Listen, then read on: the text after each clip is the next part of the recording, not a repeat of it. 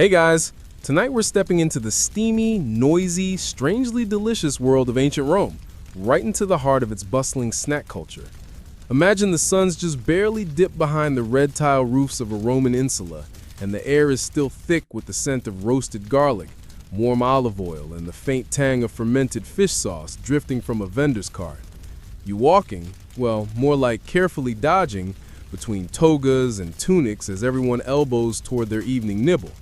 No Michelin stars here, just street food, loud, fast, and slightly suspect.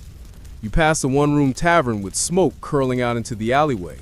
Someone inside is loudly reciting poetry, badly. The man next to him is asleep with his face in a bowl of lentil mush. A bored-looking cook ladles something thick and brown from a bubbling pot into a cracked terracotta bowl. You might be hungry, or you might just be curious. Either way, you're about to discover that the fast food we think is so modern is really just Roman cuisine on repeat. Of course, you probably won't survive this era with your modern digestive system intact. Sanitary codes, not exactly a thing here. Refrigeration? You wish. But, hey, you're dreaming, so there's no risk of food poisoning tonight. So, before you get comfortable, take a moment to like the video and subscribe, but only if you genuinely enjoy what I do here. I'd love to know, where are you listening from and what time is it there? Drop your location in the comments. Rome was once the center of the world. Tonight, maybe your pillow is. Now dim the lights, maybe turn on a fan for that soft background hum, and let's ease into tonight's journey together. You trudge down a Roman alleyway, the kind where everything seems to sweat, bricks, people, olives, even the cats. This isn't the postcard Rome of gleaming marble and noble speeches. This is daily Rome, the grime under the empire's fingernails.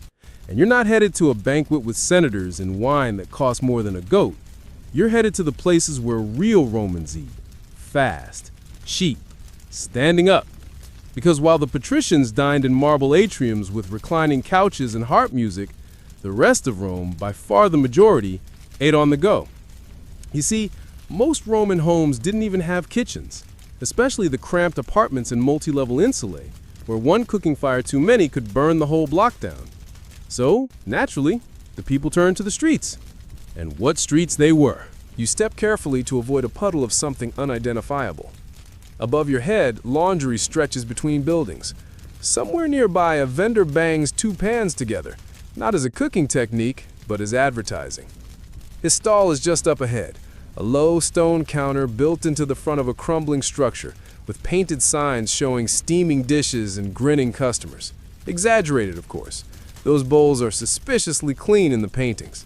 The real ones? Let's just say the Romans didn't believe in rinse cycles. But here it is, your first thermopolium, the ancient Roman answer to a fast food joint. From the counter, clay jars called dolia peek out, half buried into the surface like old hot tubs. Inside, there's stew, or porridge, or something that was stew before the sun got to it. A chalkboard with today's offerings would be too modern. Instead, the owner shouts at passing customers, calling out dishes in between sipping from a ladle. You hear the word pulse, a kind of thick grain porridge, and mortem, a garlicky cheese spread.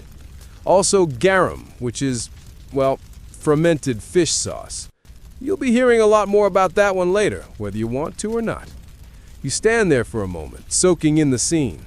Behind the vendor, smoke curls from a hearth blackened with years of cooking. A stray dog wanders up, hoping for scraps. Someone throws a chicken bone at it, missing entirely and hitting your sandal instead. Delicious. The man behind the counter, his tunic smeared with sauce and something that might be blood, grins at you.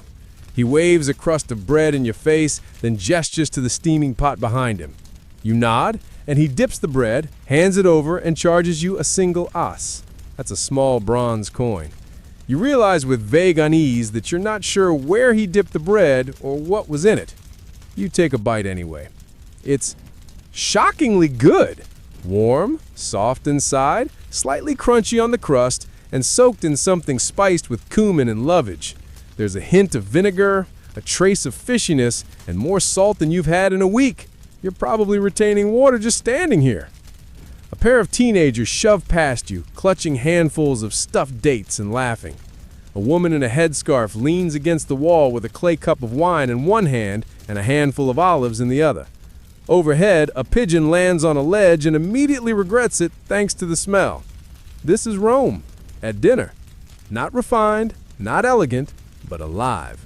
Historians still argue whether the Thermopolia were considered respectable. Some think they were essential hubs of daily life, places for neighbors to catch up over stew. Others see them more like seedy taverns, full of criminals, drunken gossip, and questionable meat. The truth is probably somewhere in the middle. Like everything in Rome, the Thermopolium was layered, a place to eat, drink, whisper secrets, and occasionally break the law, all while leaning on a sticky counter. You continue down the street, the crowds thinning as twilight deepens. A musician with a cracked lyre strums near another food stall. His voice is soft, slow, and off-key. You smile. Maybe this is the Roman version of late-night lo-fi. Another vendor beckons, showing you skewers of grilled meat, possibly goat, possibly not. Beside him, clay amphorae filled with wine lean against the wall. You catch a whiff of cinnamon and honey in the air. Mulled wine, served warm, perfect for cold nights and pretending you're not drinking watered-down vinegar. You sip, you nibble, and you walk. Everywhere, Rome eats on the move. In the alleys, the forums, the shadowed doorways of ancient insulae. There are no drive-thrus, but there are shortcuts. No combo meals, but plenty of variety. And no one asks you, would you like garum with that? Because, frankly, it's already in there. As you round another corner, you spot a woman roasting chickpeas over a small flame, stirring them in an iron pan. She calls them chicer arietinum, but they taste like smoky popcorn. A man next to her sells pine nuts roasted with honey. You buy both. Your coin purse grows lighter, your stomach fuller, and still, the city hums on. The light dims further. Oil lamps flicker in doorways. You hear laughter, distant argument, the clink of amphorae. The stone under your sandals is warm from the day's heat.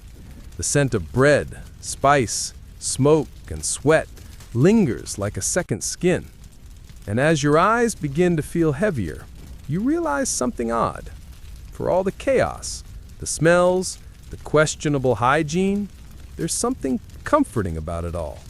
Something timeless. Because eating on the go isn't modern. It's ancient, deeply human. And in Rome, it's just another part of surviving the day. And maybe, just maybe, if you close your eyes now, you can still feel the warmth of that mulled wine, the crunch of that chickpea, and the rhythm of the Roman street, steady, enduring, and gently leading you to sleep. You keep walking, the cobblestones beneath your feet slick from countless centuries of wear, as the scent of grilled meat fades, and another, older aroma seems to rise from the very stones. It's less defined, part ash, part earth, part memory.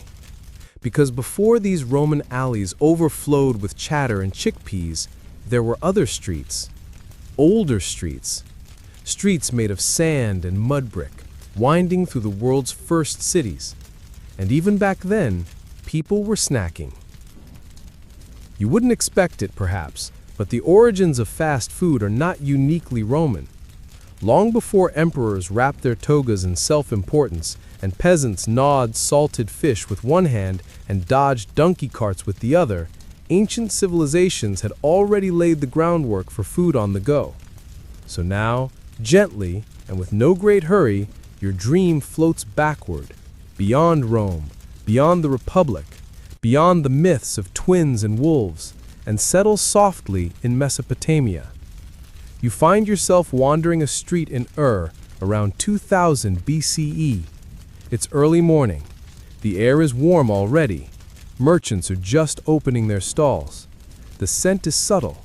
Barley bread baking in dome-shaped clay ovens, a faint tang of date syrup warming in the sun. You watch a man scoop some stewed lentils into a leaf-wrapped pouch and hand it to a traveler in exchange for a copper ring. The traveler walks off munching contentedly, not unlike a modern commuter biting into a breakfast burrito on the subway. That's right, Sumerians had takeout. No fries, no logos, but the concept was the same. You worked, you walked, and you needed to eat something that didn't require 3 courses or a reclining couch. Historians still debate whether these early food vendors operated as full-time businesses or as informal domestic extensions, families cooking a little extra and selling it outside their door. But the archaeological evidence whispers its greasy truth. Communal ovens, reused bowls, even carbonized food remains in alley drains. A familiar mess from a long-forgotten era. You drift forward now, gently, like a leaf on the Euphrates, and land a few centuries later in ancient Egypt. The Nile gurgles softly nearby. The light is different here, brighter, more golden, like the gods themselves adjusted the saturation. And the food? Oh, it's fermenting in style. You pass a clay hut with smoke rising from a low fire. Inside, a woman pounds garlic and coriander into a paste. Nearby, her son pours a thick brown liquid into jars, beer, warm and yeasty, brewed for daily use.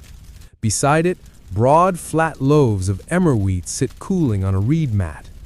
A tired-looking scribe stumbles by, drops a bronze trinket into the woman's hand, and walks off with a loaf and a jar of beer. He's breakfasted. He'll survive another scroll-filled day.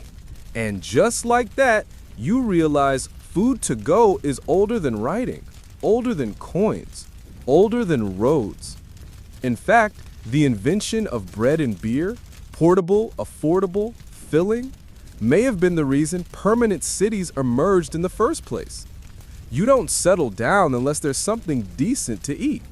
And let's be honest, porridge gets old quickly. There's a quirky tidbit that makes you smile. In some parts of ancient Egypt, clay pots of lentil stew were left simmering in public kilns overnight to be picked up in the morning, like an ancient crock pot party. No apps, no labels, no health codes, just trust and timing. Some pots probably ended up in the wrong hands, some probably boiled dry. But the principle was there: make food, leave food, grab food. The notion of eating communally, publicly, casually was not yet called fast food, but it already lived in the bones of these early civilizations. People moved, people ate, often simultaneously. Now you blink, and time shifts again. The Nile recedes, the reeds blur, and suddenly you're standing near a dusty path in ancient Greece. It's the 5th century BCE, and you're near the Agora, the heart of Athenian daily life. Philosophers argue beside fishmongers. Someone selling olives, someone else boiled chickpeas. And on a flat stone near the edge of the square, a wiry man with a frayed beard is shouting about his honey cakes. He slices one open, steam escaping in sweet ribbons, and hands it to a soldier who barely stops walking. The soldier nods, chews, and disappears into the crowd. Even Socrates, if he weren't busy annoying people with questions, might have nibbled something from a cart between his debates. Greek street food was basic. Grilled meats on skewers, yes, like ancient souvlaki. Salted fish, barley cakes, cheese wrapped in fig leaves. Quick, mobile, and satisfying. Nothing extravagant. After all, the symposiums, the elite dinner parties, were for elaborate meals. The agora was for bites you could chew while thinking, arguing, or dodging debt collectors. But here's a detail to file away. The Greeks influenced the Romans deeply in cuisine, in street planning, in attitudes toward public eating. The seeds of Roman fast food were already germinating in the snack stalls of Athens. The Romans, ever the pragmatic copycats, saw how a few well-placed vendors could keep a population working, walking, and mostly not rioting. Historians still argue whether the average Greek citizen saw street food as a necessity or a guilty pleasure. In some texts, philosophers mock it, saying true virtue requires home-cooked simplicity. Others mention it as part of city life, no more shameful than buying sandals. You walk slowly past an olive stand. The seller offers you a taste, a brined, wrinkled little sphere with a punch of salt. You accept. You chew. You realize with mild surprise that this exact taste could exist in a modern deli. Timeless food, ancient fingers. Now, gently, softly, the scene dissolves once more. A swirl of sand, a shift in scent, and you're back in Rome, just outside the Forum. But this time, you carry something with you, a realization that fast food wasn't invented in Rome, it was perfected there. The Romans didn't create the idea of street-side stew or fermented drinks in to-go jars, but they institutionalized it, gave it structure, architecture, regulation, well, kind of, and style. They took the humble stew pots of Mesopotamia, the warm bread and beer of Egypt, the grilled skewers of Athens, and built counters, menus, and clay sinks around them. You stand once more outside a Roman thermopolium. This one looks a little cleaner than the last. A mural on the wall shows painted dolphins and stylized vines. The menu is scratched onto a wax tablet.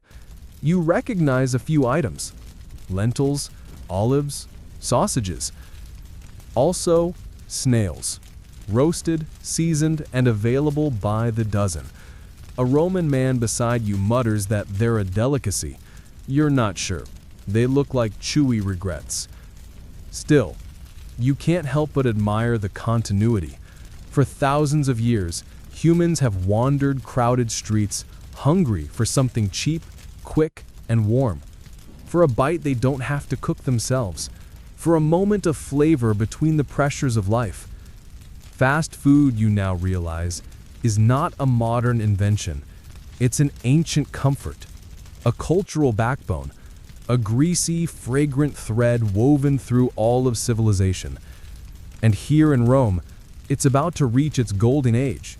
So, take another bite, let your mind soften, and prepare to dive deeper into the oily heart of Rome's bustling food scene, where lentils simmer, wine flows, and history always seems to taste just a little like garlic. You barely had time to digest that pickled olive when the aroma of something meatier pulls you around the next corner. The alley narrows, the stone walls rising close on either side, and you duck slightly under a dangling canopy made of rough linen, stained from rain, wine, and whatever came out of the neighbor's second-floor window yesterday. But you don't flinch, because something ahead smells like stew, spiced, smoky, and just the right amount of questionable. Welcome to the Peppina, Rome's version of a dive bar, greasy spoon, and low-end social club all rolled into one. It's not where the upper crust eat, it's where everyone else eats, and drinks, and gambles, and maybe, just maybe, stabs someone over a debt. The Peppina is a one-room establishment, open to the street, with a heavy wooden counter worn smooth by hundreds of elbows. Behind it, shelves lined with amphorae and chipped bowls. A blackened cauldron burbles gently in the corner. The air is humid with the scent of boiled cabbage and old wine. And beneath that, an undertone of sweat and last week's lentils. You step inside, not because you're feeling brave, but because the man at the door just gave you a look that says, in or out, but don't block the air. So in you go. The lighting is dim, mostly just a few oil lamps flickering in clay holders stuck into the wall. Shadows wobble across the room as you pass under a ceiling beam that probably shouldn't be holding that much weight. A pair of customers argue loudly over dice on a makeshift table, slapping the wooden surface with open palms.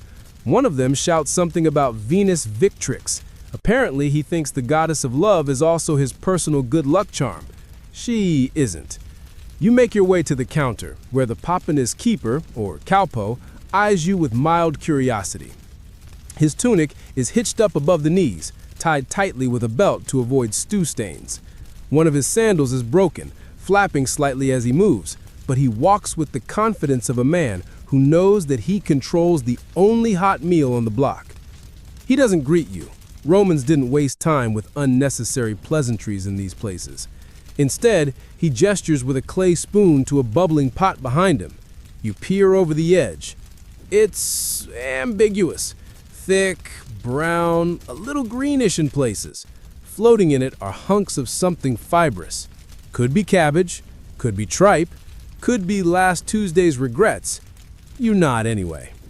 He ladles a portion into a rough ceramic bowl and slides it across the counter, with a crust of bread that might double as a weapon. You take it to an empty stool in the corner, the wood creaking under your weight. You glance around. There's a man in the other corner snoring loudly into his bowl, another hunched over a scroll and sipping wine, and a small dog licking something off the floor with remarkable determination. You lift the spoon. The stew is salty, a bit sour, but hearty. Bits of carrot, maybe lentil, and a definite hint of black pepper. You're surprised. It's not bad, maybe even good. And then you taste it again. Definitely tripe. But that's the thing about Popinae. They weren't about quality, they were about function. Most Romans in the city didn't have kitchens. Some didn't even have furniture. Their homes were tiny, dark, and sometimes windowless. Cooking indoors was dangerous. Fire regulations were loose at best, and one overturned oil lamp could mean the end of the building. So food had to come from the street, and the Popina was there for them. Cheap, fast, hot, and always ready.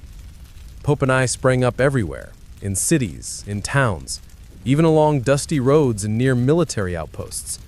They were the default setting for a Roman citizen, too tired to cook, too poor to hire help, or too hungry to wait. But they were more than just restaurants. They were meeting places, rumor mills, job boards, and betting dens. You could find out who was cheating on whom, who owed money to whom, and who was arrested the night before, all while eating chickpea mash with a side of salted lark tongues. Historians still argue whether Popinae were truly public establishments or more like unofficial clubs. There's evidence that some were just converted rooms inside someone's home, with a counter added and a cauldron shoved in the corner. Others had actual signage, frescoes, even menus, albeit crude ones scratched into the wall or painted in enthusiastic but questionable Latin. You look up and see one now. It's a mural of sorts. Faded red and yellow paint shows a man reclining on a couch, holding a goblet while a woman pours wine into his lap. His expression suggests he doesn't mind. Below them, Latin letters read, Qui bibit hic, numqua solus est. Roughly translated, he who drinks here is never alone. Heartwarming, or ominous. Depends on your wine tolerance.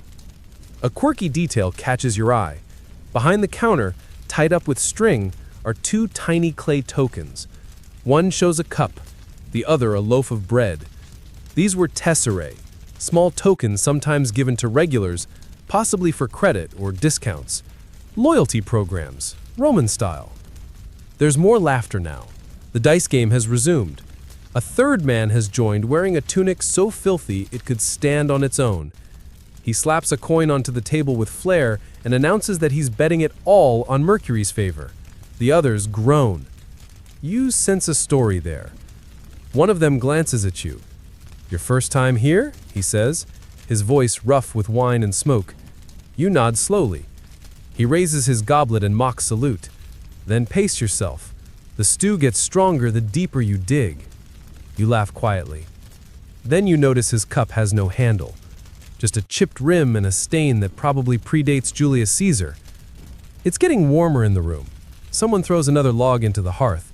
Sparks leap, shadows deepen, and you start to feel the heaviness behind your eyes. Not quite sleep, just that gentle floating sensation you get after a full stomach and a quiet moment. But before you drift too far, you overhear something at the next table. They say the magistrate's nephew's been eating here in disguise. Comes in late, keeps his hood up, orders eel pie. The speaker leans in, trying to hear what people really think about the new tax on amphorae. There it is again, the Papina as spy ground. Not officially, of course, but quietly, unofficially, these places were where opinions brewed, where the common folk grumbled, and where the elite occasionally pretended to be common folk. Badly. You wonder, idly, if any of these men ever walked into a Senate meeting. If that snoring guy was once a soldier. If the woman pouring wine is saving up for her own stall. Everyone here is someone. Everyone here has a story. And for tonight, so do you. The stew is mostly gone. The bread has softened in the bowl. You sip the last of your cheap wine and set the cup down. The cowpo nods at you, maybe with respect, maybe just acknowledgement. You made it through your first Roman Papina without losing your wallet or your appetite. And as you stand and head back toward the alley, the night air hits your face, cool and sharp. The world outside hums with quiet foot traffic. Somewhere nearby, someone is roasting something sweet, maybe dates, maybe chestnuts. But before you follow that scent, you take one last look back at the Papina. The doorway glows faintly in the lamplight. Laughter tumbles out, mixed with smoke and spice. A place of warmth, a place of questionable meat, a place, somehow, of community. You step away, and the sound fades. The night deepens as you meander further down the Roman alleyways, your stomach now comfortably full and your senses soothed by wine, warmth, and the oddly hypnotic rhythm of the city. But you're not done yet, not by a long shot. The Papina may have fed you, entertained you, and offered a shady corner to observe Rome's undercurrent. But now it's time to explore the true backbone of ancient Roman convenience cuisine, the thermopolium. You spot one just ahead, tucked neatly into the corner of a busy crossroad.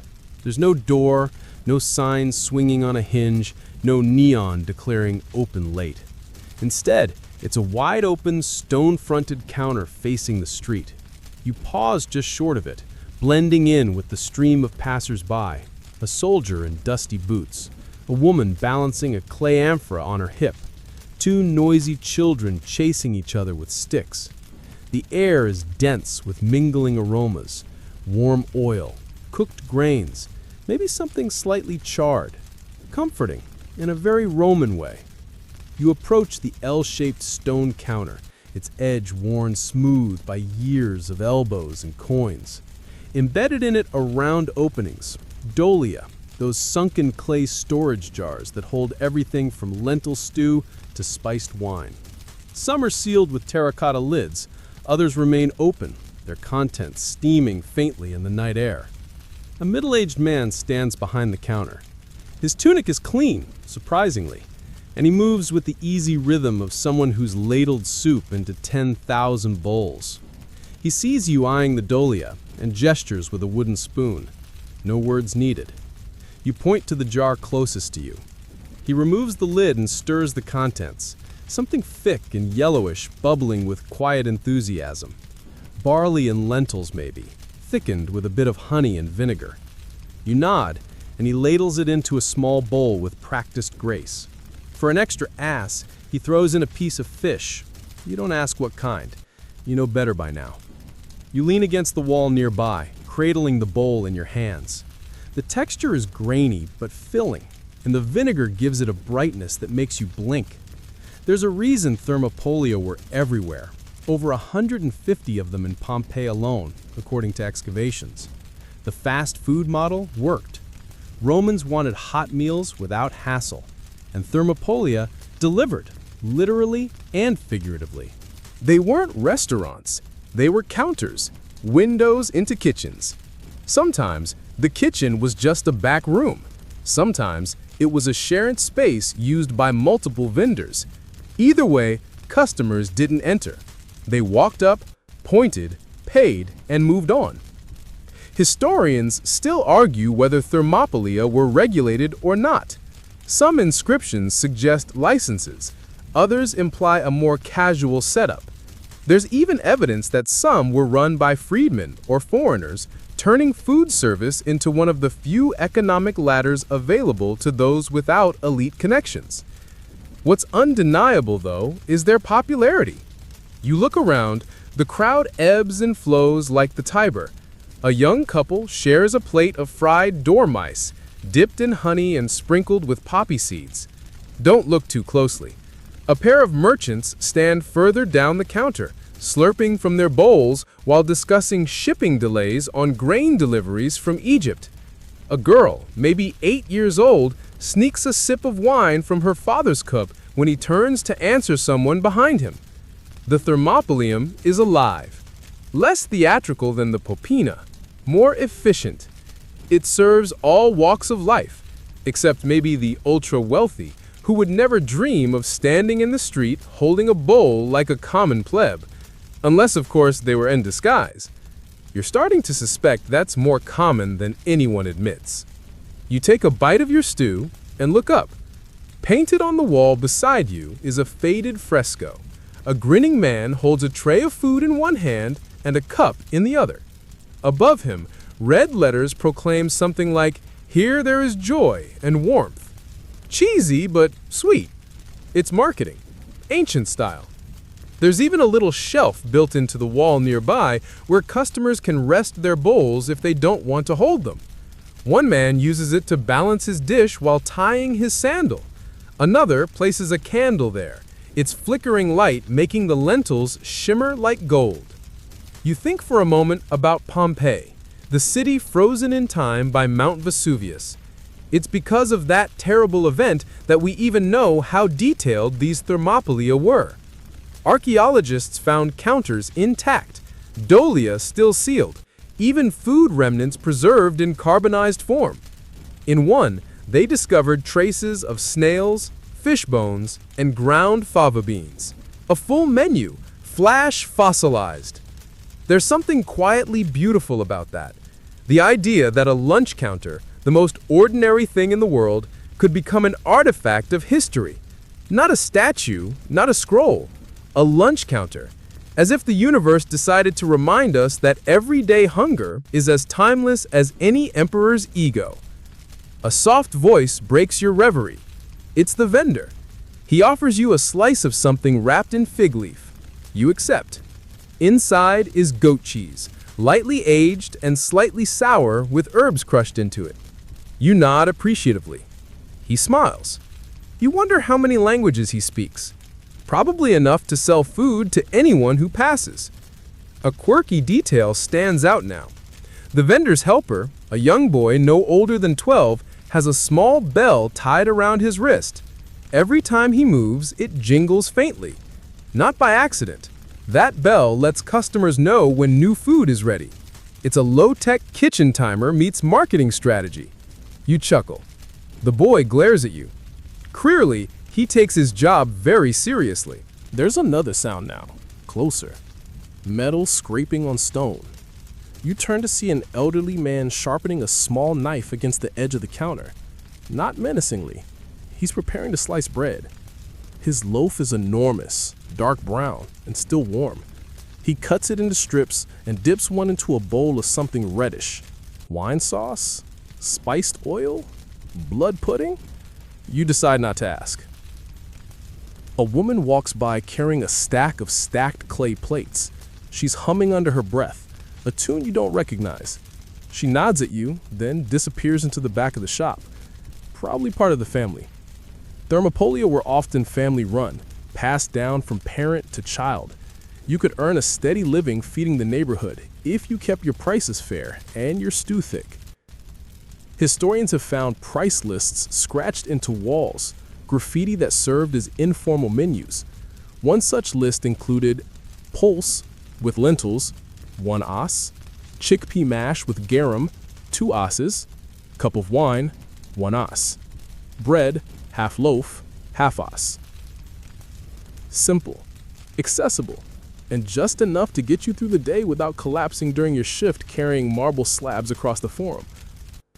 You spoon the last of your lentils and wipe the bowl clean with the bread. The vendor takes your coin, weighs it with practiced fingers, and tucks it into a pouch on his belt. No receipts, no thank you. Just business. You respect that. As you step back into the flow of pedestrians, the thermopolium fades behind you. Another will appear soon. There's one on nearly every block, a constant in the Roman urban ecosystem.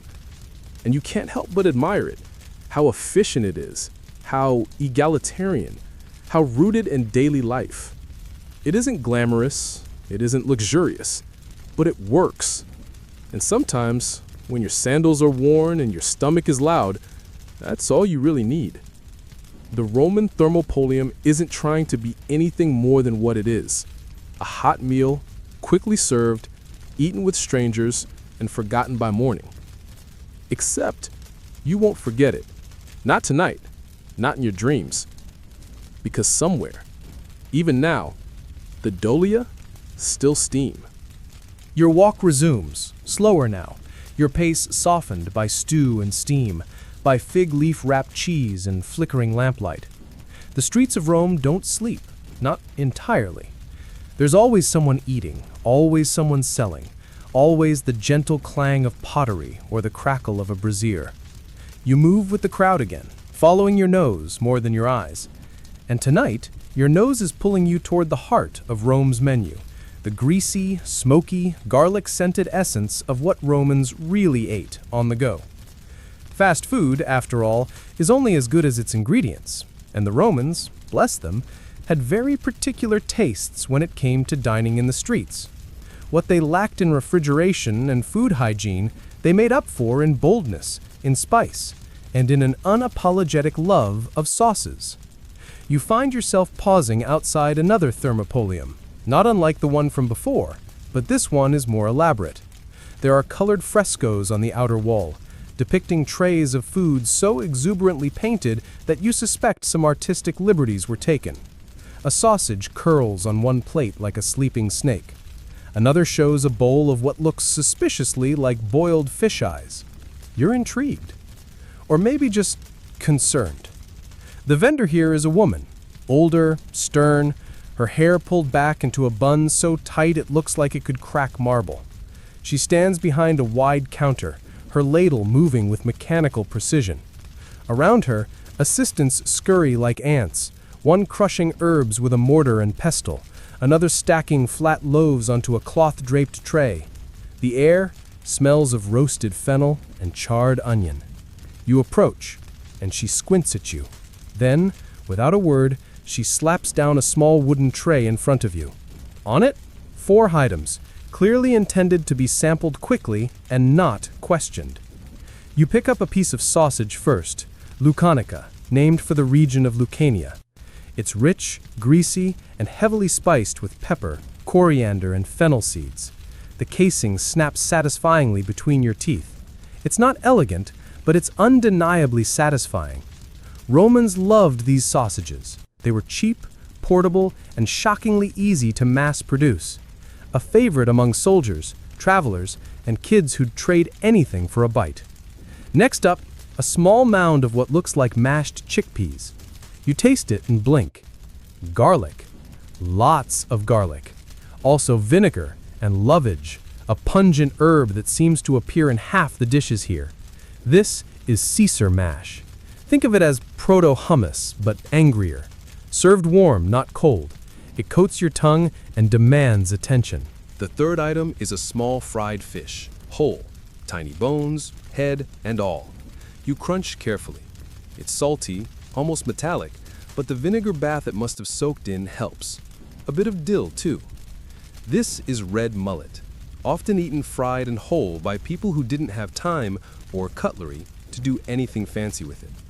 Popular in poor districts and emperors' feasts alike, oddly enough.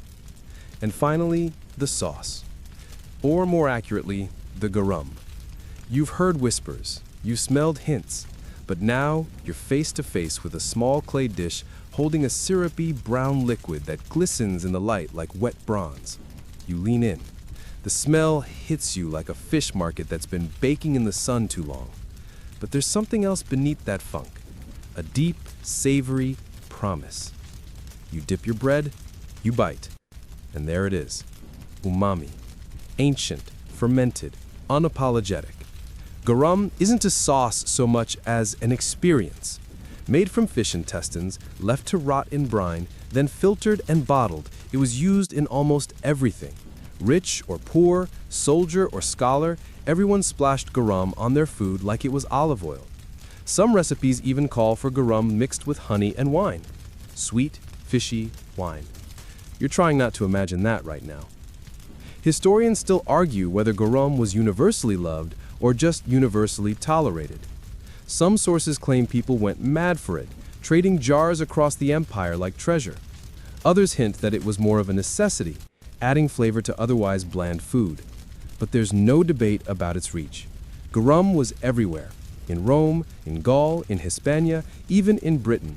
Wherever Rome went, the fish sauce followed. And there were grades. Not all garam was created equal. The high-end stuff, called liquamen, was clearer, finer, aged better. The cheap stuff? Grittier, saltier, made from fish scraps that would make a cat gag. Vendors often tried to disguise poor garam with herbs or fruit extracts. You can't help but wonder which one you just tasted. There's a quirky little bottle on the counter, shaped like a dolphin, used to pour the sauce. Roman garam jars were sometimes whimsical, maybe to distract from the contents. You smile, imagining a child playing with a dolphin-shaped bottle while slurping barley porridge. Ancient mealtime entertainment. You return the tray and nod politely. The vendor grunts. That's her version of you're welcome. Behind her, a new batch of sausages sizzles on a hot stone slab. The scent is dizzying. Now you turn your attention to a nearby stall. This one selling sweets. Yes, Rome had fast dessert too. A boy behind the counter, barely 15, offers you a plate of globi, little balls of deep-fried dough rolled in honey and sesame seeds. You pop one into your mouth. It sticks to your teeth, but it's delightful. Crunchy outside, warm and soft inside. Romans didn't do sugar, they didn't have it, but they did honey. Lots and lots of honey. You wash it down with a sip of warm wine spiced with cloves and cinnamon. Mulsum, they call it. Wine sweetened with honey, sometimes diluted with water. Not quite refreshing, but certainly Roman. A small crowd forms nearby around a vendor yelling about mortarum, a kind of herb and cheese spread pounded in a mortar until it's a fragrant paste. He's selling it with stale bread, the kind you have to soak in wine before it stops being a weapon. You've had enough, but the scent of crushed garlic and mint tempts you anyway. And then you see something odd. A tray of what looks like jellyfish? You walk over.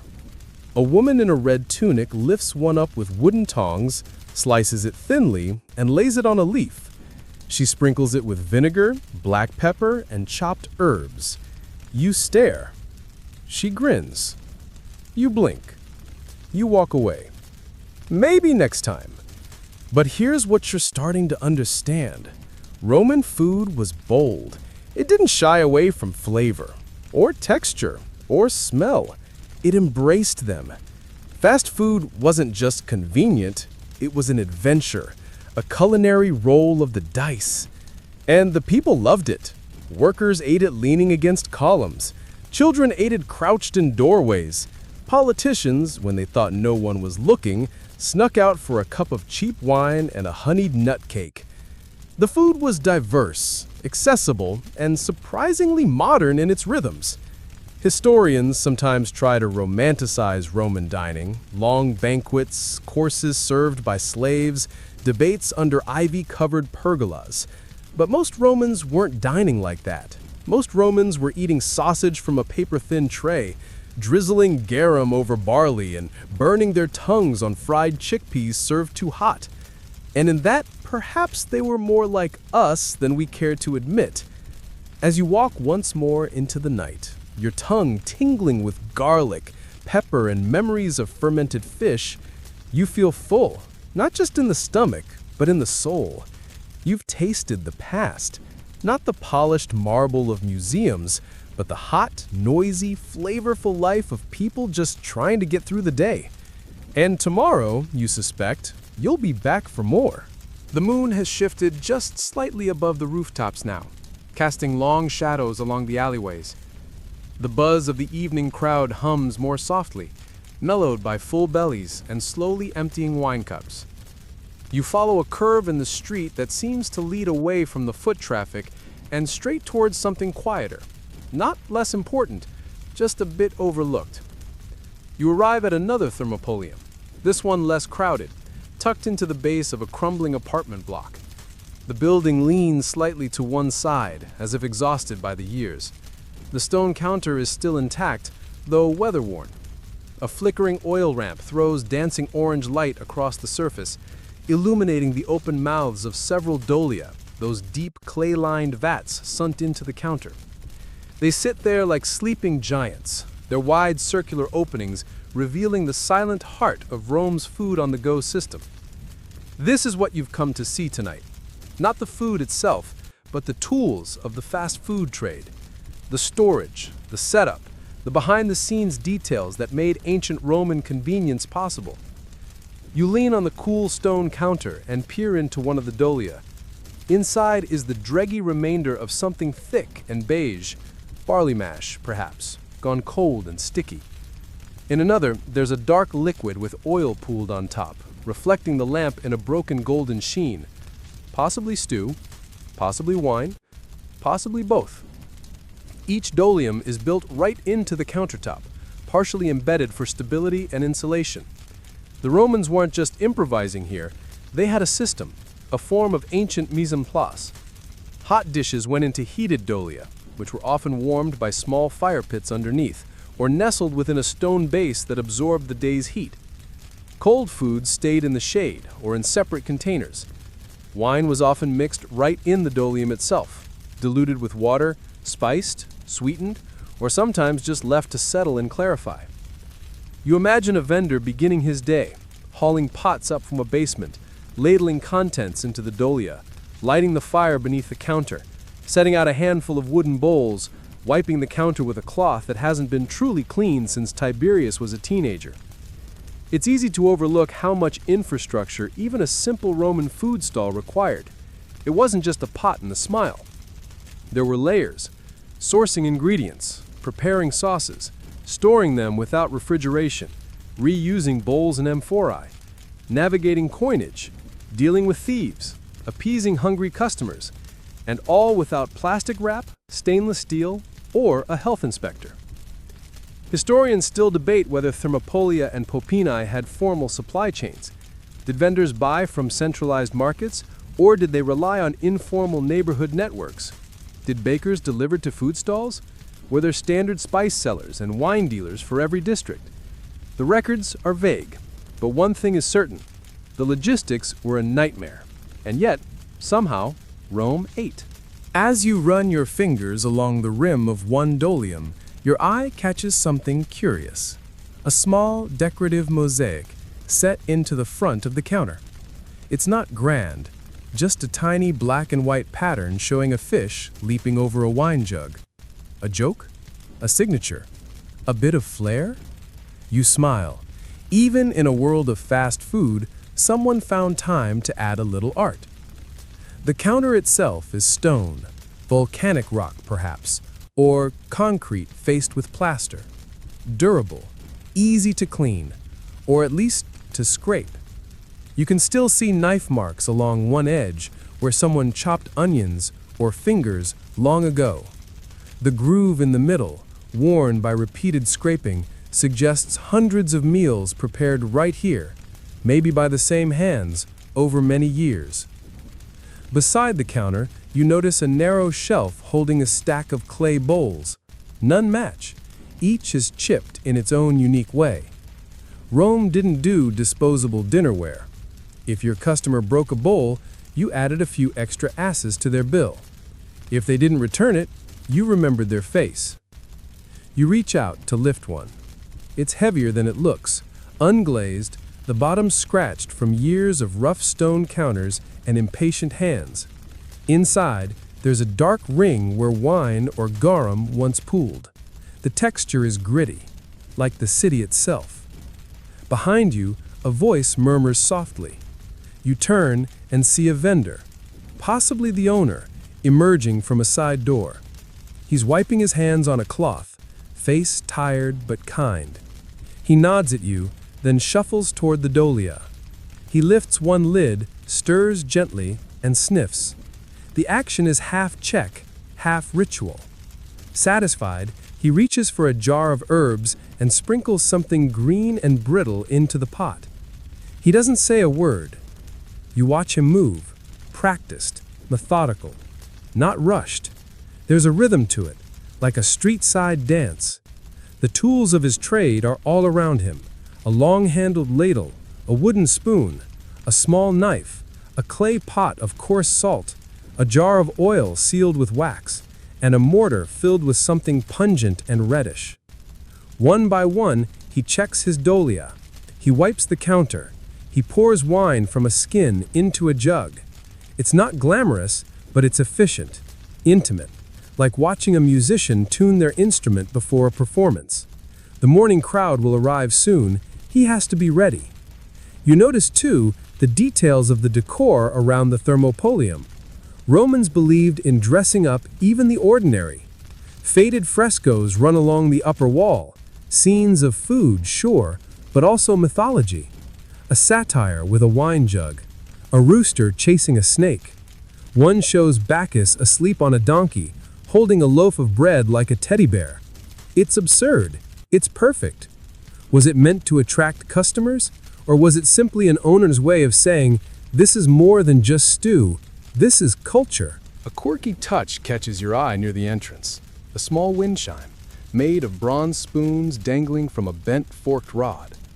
When the breeze passes, they clink softly, like the ghost of a meal already eaten. You step aside as the vendor ladles soup into a bowl for a customer who just arrived. The man wears a worn-out cloak and sandals slick with rain. He takes the bowl with a nod, hands over a coin, and crouches against the wall to eat.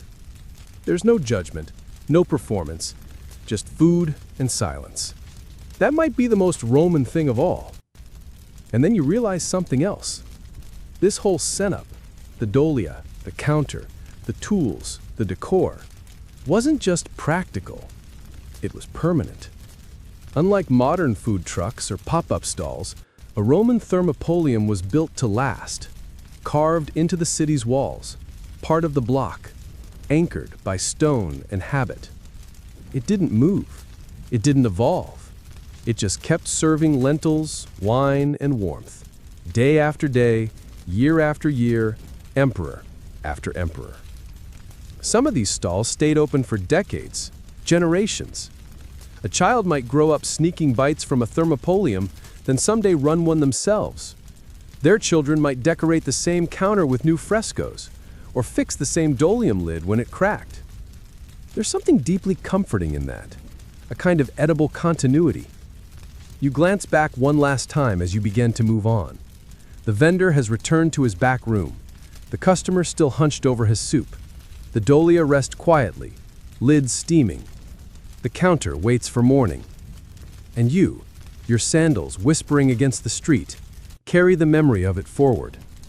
Not just the food, but the structure, the rhythm, the forgotten genius of a stone counter with hot jars sunk into it, quietly feeding an empire. Because in the end, Rome didn't run on conquest or law alone. It ran on lentils and chickpeas and garum, served from dolia, in the glow of a wall lamp, at the edge of a quiet street. The city begins to stir again. Dawn isn't far off, but you're still wandering. The deeper into Rome's underbelly you go, the more familiar everything starts to feel. Not because you've seen it before, but because, somehow, you've lived versions of it. A coffee vendor shouting by a train station, a hot dog cart parked near a school, a woman slicing mangoes on a street corner. Humans, it seems, have always gathered around food that's fast, hot, and handed over with a bit of banter. Tonight, the Roman version of this ritual greets you in full volume. You hear it before you see it, the calls of street vendors, rising like birdsong. If birds had hoarse voices and an urgent need to sell something questionable.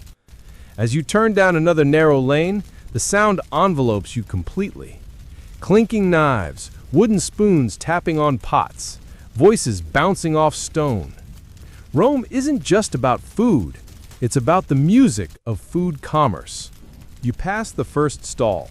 A man in his 40s, barefoot, wiry, with a tunic tucked high for movement, hollers over the din. "Hot beans, fresh today, still warm from the god's breath." He doesn't pause for breath. His arms are a blur, ladling white beans into small bowls with one hand while making change with the other. A teenager next to him fans the fire, stoking the coals beneath a heavy-bottomed pot that's seen better centuries. The rhythm is relentless. Next, a woman selling fried pastries, small curls of dough glistening with oil and honey. She doesn't yell, she just sings, softly but clearly. A lilting melody that floats over the crowd, repeating the same words. Crispy bites, golden bites, sweet as a Roman kiss. It's oddly effective.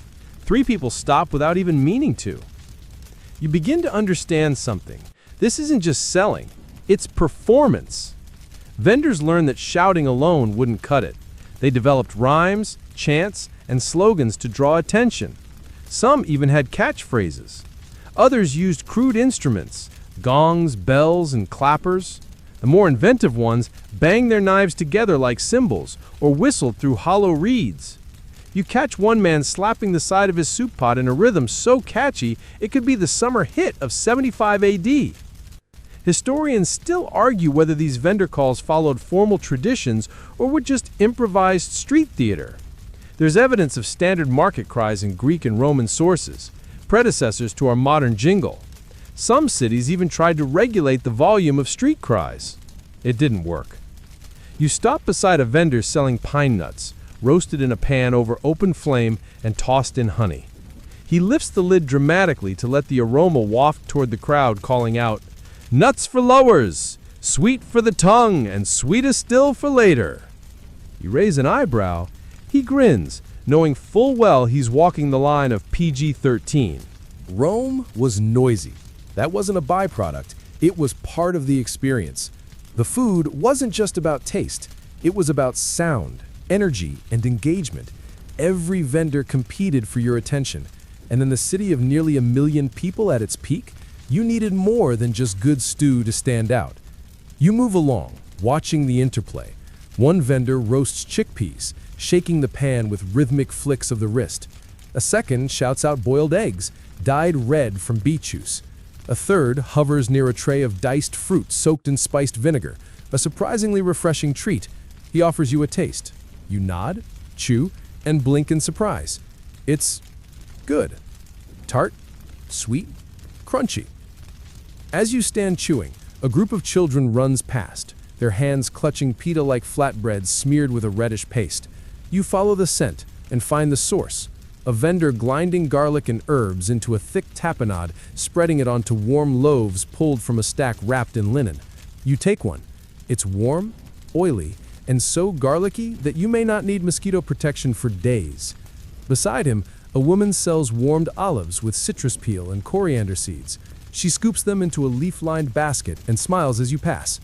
And everywhere, absolutely everywhere, is wine. Not just the refined amphora stored for weeks, but street wine, poured from skins or jugs into cups of wood or pottery, not particularly strong, often cut with water, but flavored with herbs or even seawater, depending on the region. Romans didn't drink their wine straight. That was barbaric, but they drank constantly. A cup here, a cup there, no stigma. Just hydration with attitude. One stall over, a man carefully pours a warm spiced variety, Mulsum, again, into a cup and hands it to a woman in a blue cloak. She sips and sighs.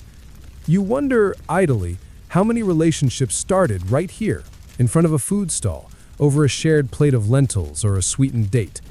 There's something oddly romantic about it all. The bustle, the voices, the messy, delicious joy of it. But it's not just about love or flavor. It's about survival. This street vending system kept the Roman working class moving. The baker, the porter, the soldier, the washerwoman, they didn't have time for sit-down meals. They needed calories. Fast, cheap, reliable. and the vendors delivered. A quirky fact floats up from memory. Some Roman food vendors kept trained parrots or talking mynah birds that would repeat their stall's catchphrase. One ancient author grumpily complained that the birds had better enunciation than the humans. You keep walking, the noise fading just slightly as you reach the far end of the market district. There, nestled in the corner, is a wooden cart, a rare find in Rome, where permanent thermopylae dominate. But this cart is mobile. On it, rows of boiled eggs, nuts, small loaves, even jars of fig jam. The vendor is pushing it slowly down the lane, calling out softly, "Sweet things, fast things, nothing heavy, nothing sad." You stop him and buy a fig-stuffed biscuit. It's crumbly, dry, but satisfying. The sweetness lingers. You realize something strange. This chaos, the noise, the rhythm, the vendors tapping spoons and shouting verses, has become a kind of lullaby. Not soothing in the traditional sense, but steady, predictable, human. You hear snippets of life everywhere. "Tell your mother I'll be by at dusk. Bring the bread." "They caught the thief near the baths, stole a whole basket of olives." "I swear by Mars, if this sausage is goat again." These are the side conversations of empire.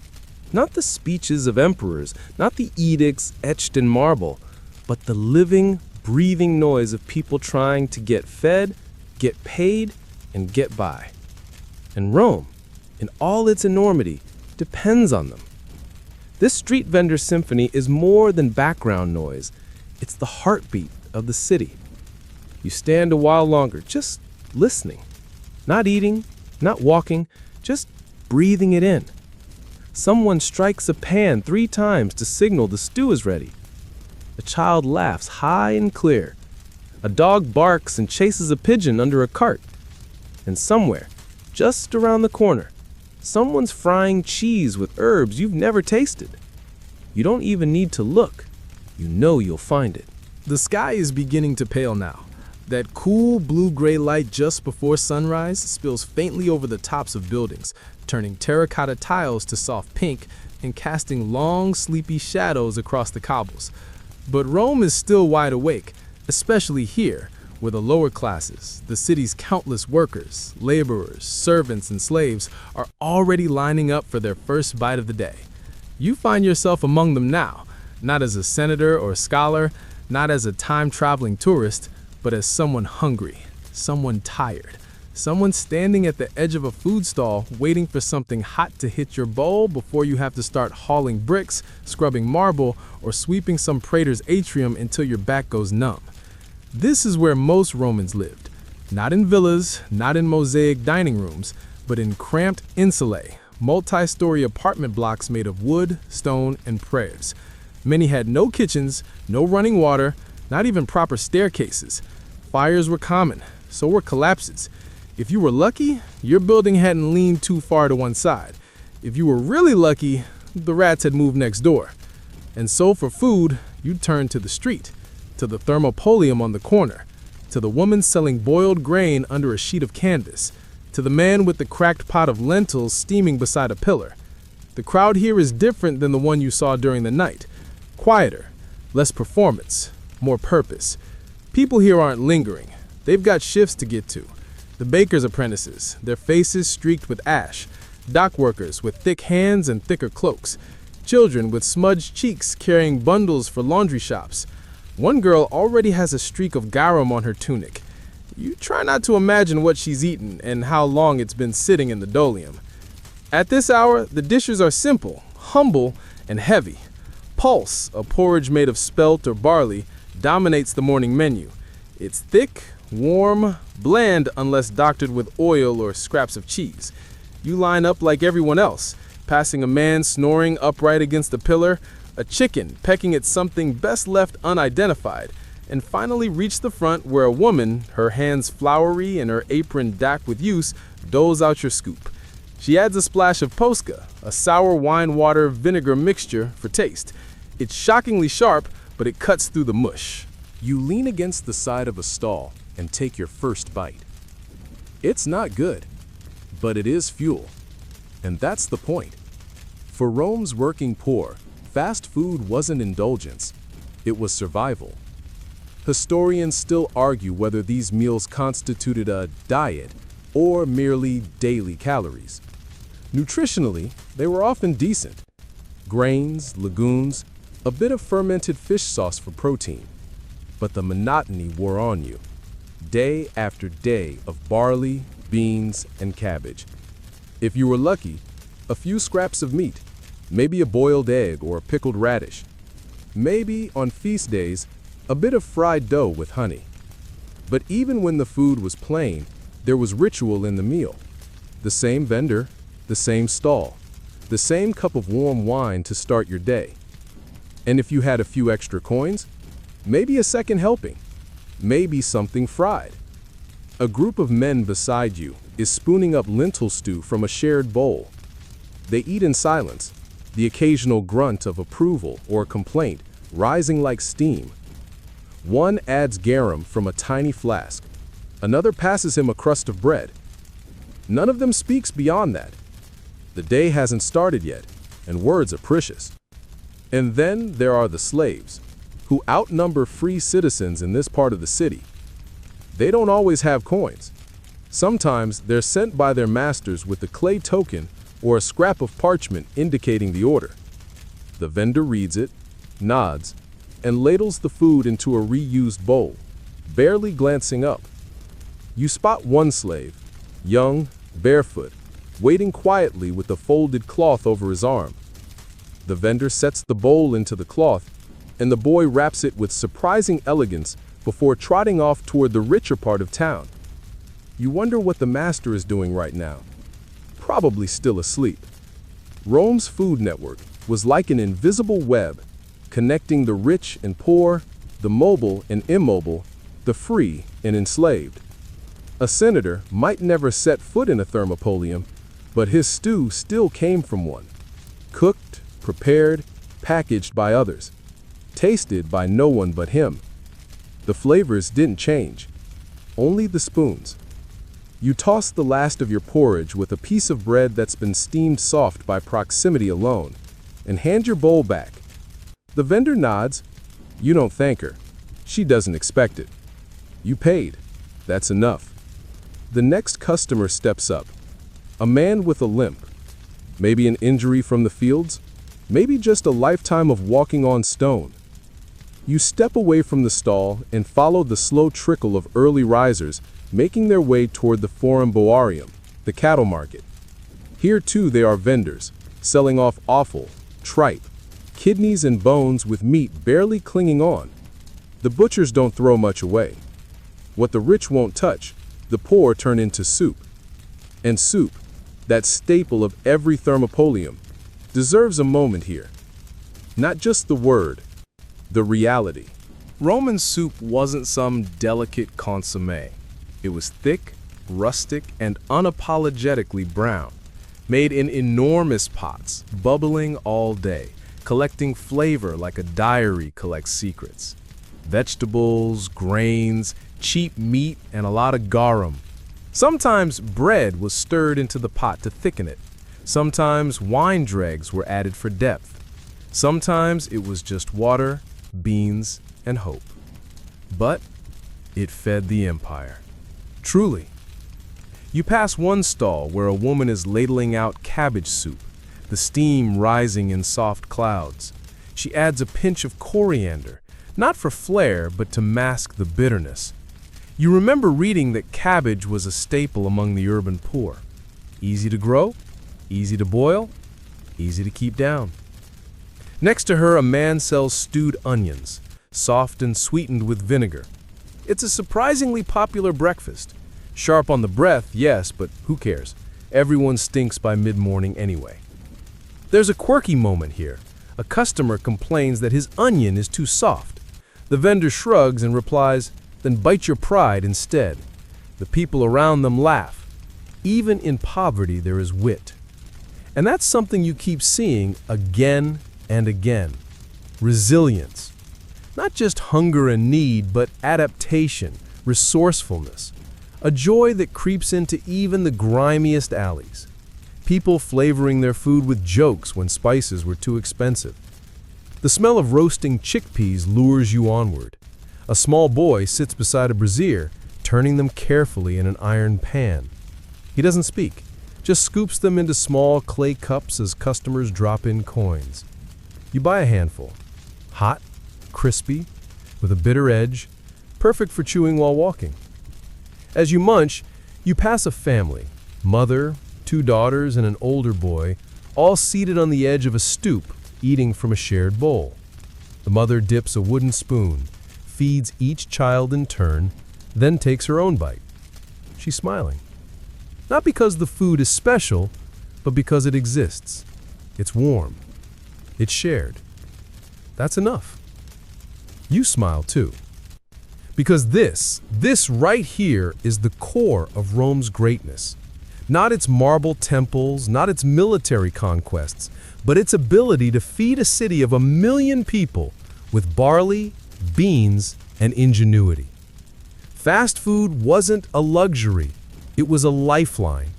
A thermopolium on every corner. A pot always bubbling, a crust always within reach. The lower classes didn't just fill the streets, they kept them moving. And as the sun finally cracks over the rooftops, spilling gold onto the paving stones, you realize the day is beginning. For real this time. The city stretches, vendors refill their dolia, children chase dogs, smoke curls from unseen hearths, and somewhere nearby, a new batch of stew starts to simmer.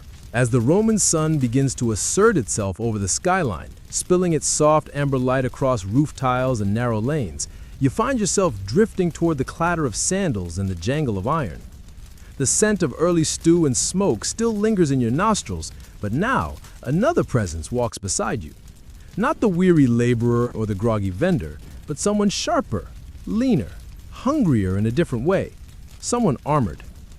You've stumbled into the path of gladiators and soldiers, and whether they march in formation or limp in from the amphitheater's rear exit, they've all got one thing on their mind before battle or after blood: food. It's easy to forget in the cinematic drama of the Colosseum that gladiators were, quite literally, athletes. Professional, disciplined, and surprisingly, chubby. Not from laziness, but by design. Extra fat protected their vital organs in combat. They were encouraged to bulk up, but not with rich cuts of meat or decadent feasts. Their diet was far more humble and far more interesting. Today, you're following a small group of them, dusty, muscled, one missing an eyebrow, walking toward a stall beside the practice yard near the Ludus or Gladiator School. This place isn't for tourists, it's for trainees and killers and those who are, quite literally, working for applause. And what's on the menu? Barley gruel. Thick, brown, sticky, sometimes flavored with ashes, sometimes not. Yes, ashes. Charcoal powder mixed into food was believed to fortify the blood and strengthen the body. The gladiators even earned the nickname Hordearii, meaning barley men, due to their simple but calorie-dense diet. You step closer as a grizzled cook ladles out portions into broad wooden bowls. The gladiators eat standing, using pieces of bread to scoop the porridge. There's no meat, no sauce, no wine. Just carbs, heat, and fuel. One of them belches loudly and grins. Another smacks his stomach with pride. The joke practically writes itself. You can't take a spear to the gut if the gut's already armored with grain. Historians still debate whether gladiators had truly restricted diets or if they indulged in other foods between matches. Some suggest they received special supplements or even rudimentary protein powders based on ancient writings referencing mysterious strengthening tonics. Others believe the ash-enhanced gruel was all part of a larger medical theory rooted in balance and bodily humors. Whatever the truth, it was clear these fighters weren't eating for pleasure. They were eating to survive the sand. You watch as one gladiator finishes his bowl and tosses it onto a pile with a loud thunk.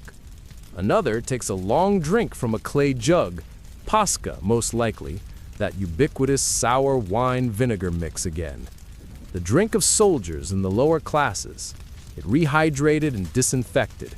And while it was no ambrosia, it got the job done.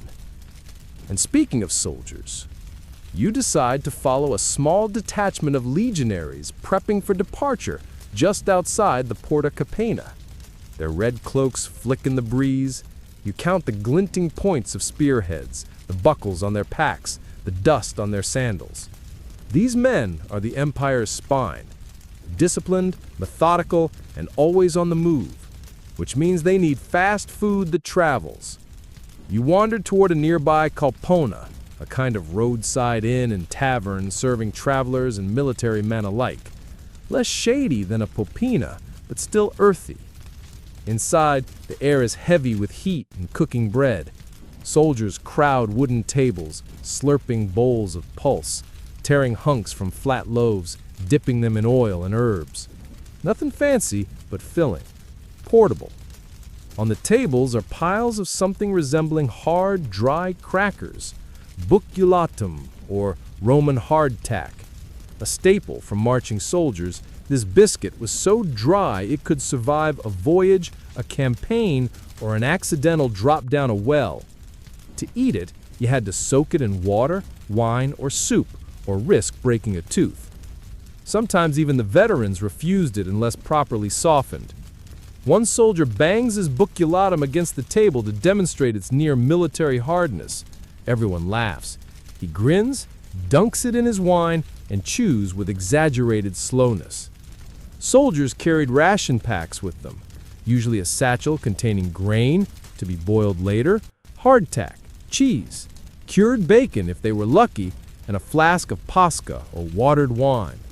On the march, there were no vendors, no stews, just discipline and whatever you could make over a fire when the tents were up.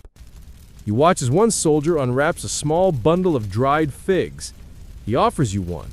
It's chewy, rich, and sweet, a taste of luxury tucked into a leather pouch. And that's the thing.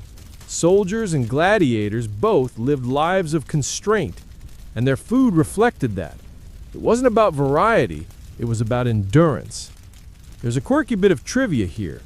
Roman legionaries often roasted their own grain on portable hand mills and made small cakes over the fire, customized, crude, and often burnt, but they preferred it that way. Burnt means cooked, one joke went. Or maybe that was just a convenient excuse. Back at the Capona, a boy moves between tables with a jug of hot wine, ladling it into earthen cups. The scent of cloves and bay leaf drifts past you. A soldier beside you stirs his cup with the end of his knife. Another eats cheese wrapped in cabbage leaves, compact, savory, and easy to carry. You're beginning to appreciate just how cleverly the Romans engineered their mobile meals. Even the amphorae stacked along the wall are labeled in scratched Latin: oil, wine, garum. Some are capped with wax, others simply sealed with linen and twine. This was the original supply chain, food stored for movement, ready for mouths on the march. You take a seat on a bench along the outer wall and listen to the buzz of conversation. 3 days to Brundisium. If we don't get fresh grain, we're roasting lentils again. Rather that than another pickled onion from Flavius's rations. I still smell it in my dreams. Better than biting into uncooked hardtack and losing a molar. They chuckle, the kind of laughter born from shared discomfort. There's camaraderie here, forged not just for war but for food, by the shared experience of chewing something terrible together and pretending it's fine. That, more than anything, might be the secret ingredient of Roman military success.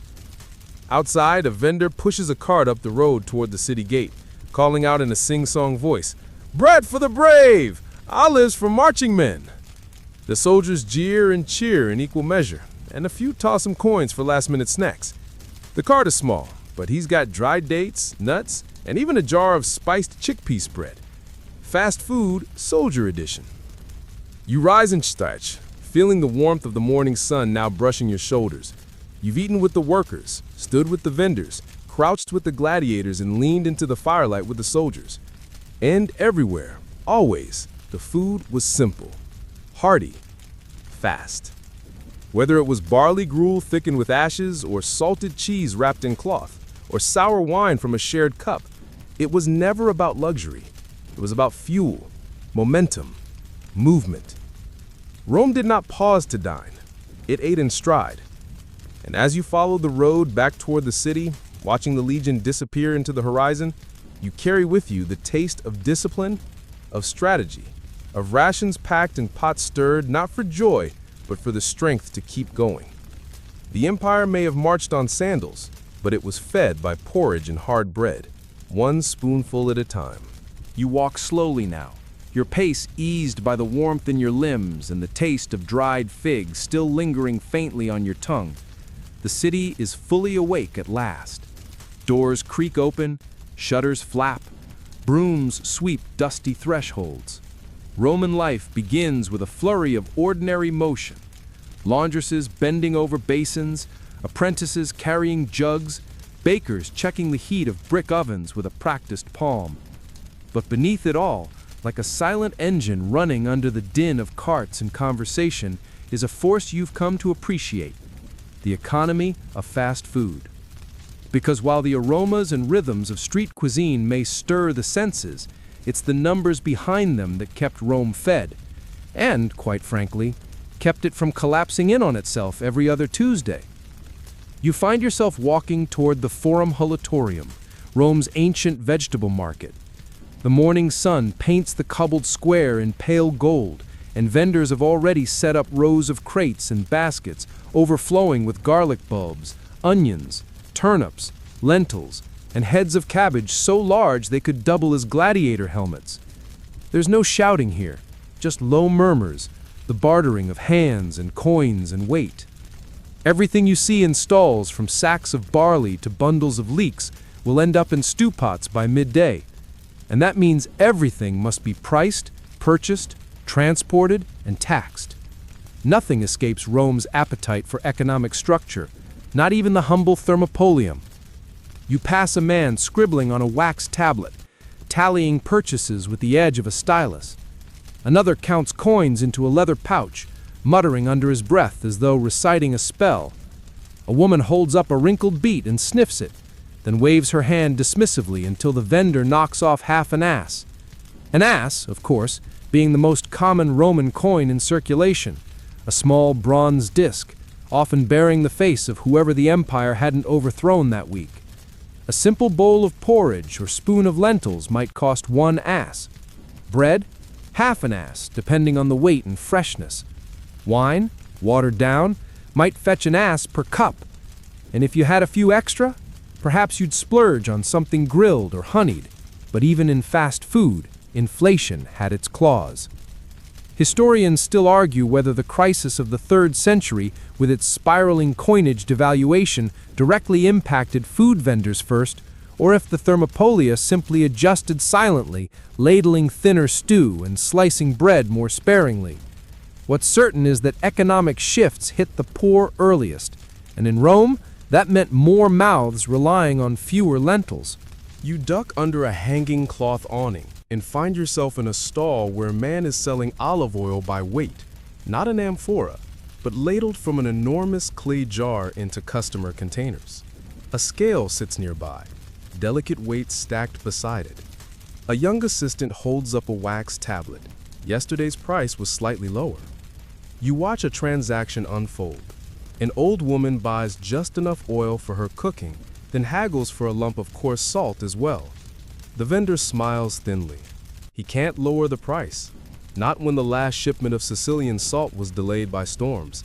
It's always something: pirates, floods, grain shortages, new taxes on imported figs. Food may be simple, but feeding Rome was anything but. You walk on, past the grain merchant shouting about Egyptian barley, cheaper, longer lasting, cooks slow, but feeds deep. Rome relied heavily on grain imports from its provinces, especially Egypt, Sicily, and North Africa. Without them, the city could starve in weeks. The Annona, the grain supply system, was Rome's greatest logistical miracle. Huge shipments arriving by sea, then distributed through state-subsidized grain doles and sold in markets across the city. And where did most of that grain end up? In bowls, in loaves, in the bubbling dolia of Thermopolia. You recall the vendor you met last night, carefully stirring stew at dawn, inspecting oil jars and tossing herbs with a practiced hand. That wasn't just cooking, that was inventory management. His lentils had to be cheap enough to buy in bulk, but not so cheap that customers complained. His garum needed to be strong enough to flavor a pot, but not so strong it scared away customers with sensitive noses. Every spoonful he served was an economic choice. Every splash of wine in the mosam had to be weighed, literally. And let's not forget taxes. Yes, even food stalls paid them. Not always officially, of course. Sometimes it was a small coin passed to a passing official. Sometimes it was protection money to local gangs, Rome's informal regulators. And sometimes it was part of your rental fee. Most thermopolia weren't standalone buildings. They were leased spaces, the ground floor of apartment buildings owned by landlords who understood that lentil vendors could be lucrative tenants, even if they made the walls smell like stew for years. A quirky detail makes you smile. Some excavated thermopolia in Pompeii have graffiti scratched into the walls complaining about rent increases. One even reads, "The landlord eats garum with gold spoons while we drink posca with cracked bowls."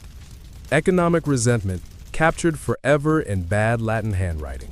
You stop at a cart selling salted nuts and dried fruits and ask the vendor, a man with a lazy eye and a sharp tongue, about his daily costs. He rattles off a list: cart repairs, stall fees, salt shipments, firewood, vinegar, bowls, bribes. Bribes, you ask? He shrugs. Sometimes the guards want a snack. Sometimes the inspectors want a bigger one. You thank him with a nod and buy a handful of almonds soaked in wine. They're soft, sweet, and slightly sour.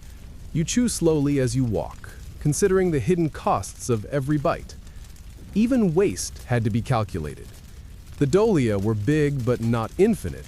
Vendors had to guess. How many bowls of stew would they sell today? How many loaves would go stale? How much fish would spoil before the sun reached its peak? There were no refrigerators, no preservatives, unless you counted vinegar and hope. Food had to move. Stagnant stew was a financial sinkhole. Burnt bread could be sold as animal feed, but not at full price. A single rainstorm could ruin an entire day's earnings. And then there were the seasons. Spring brought fresh herbs and greens, cheaper, easier to source, but prone to wilting. Summer swelled markets with fruit, but spoiled meat faster. Autumn was generous, with grain and root vegetables. Winter, a time of scarcity, watery porridge and hard bread. You pass a woman selling pickled onions and dried lentils, both stashed in clay jars marked with red wax seals.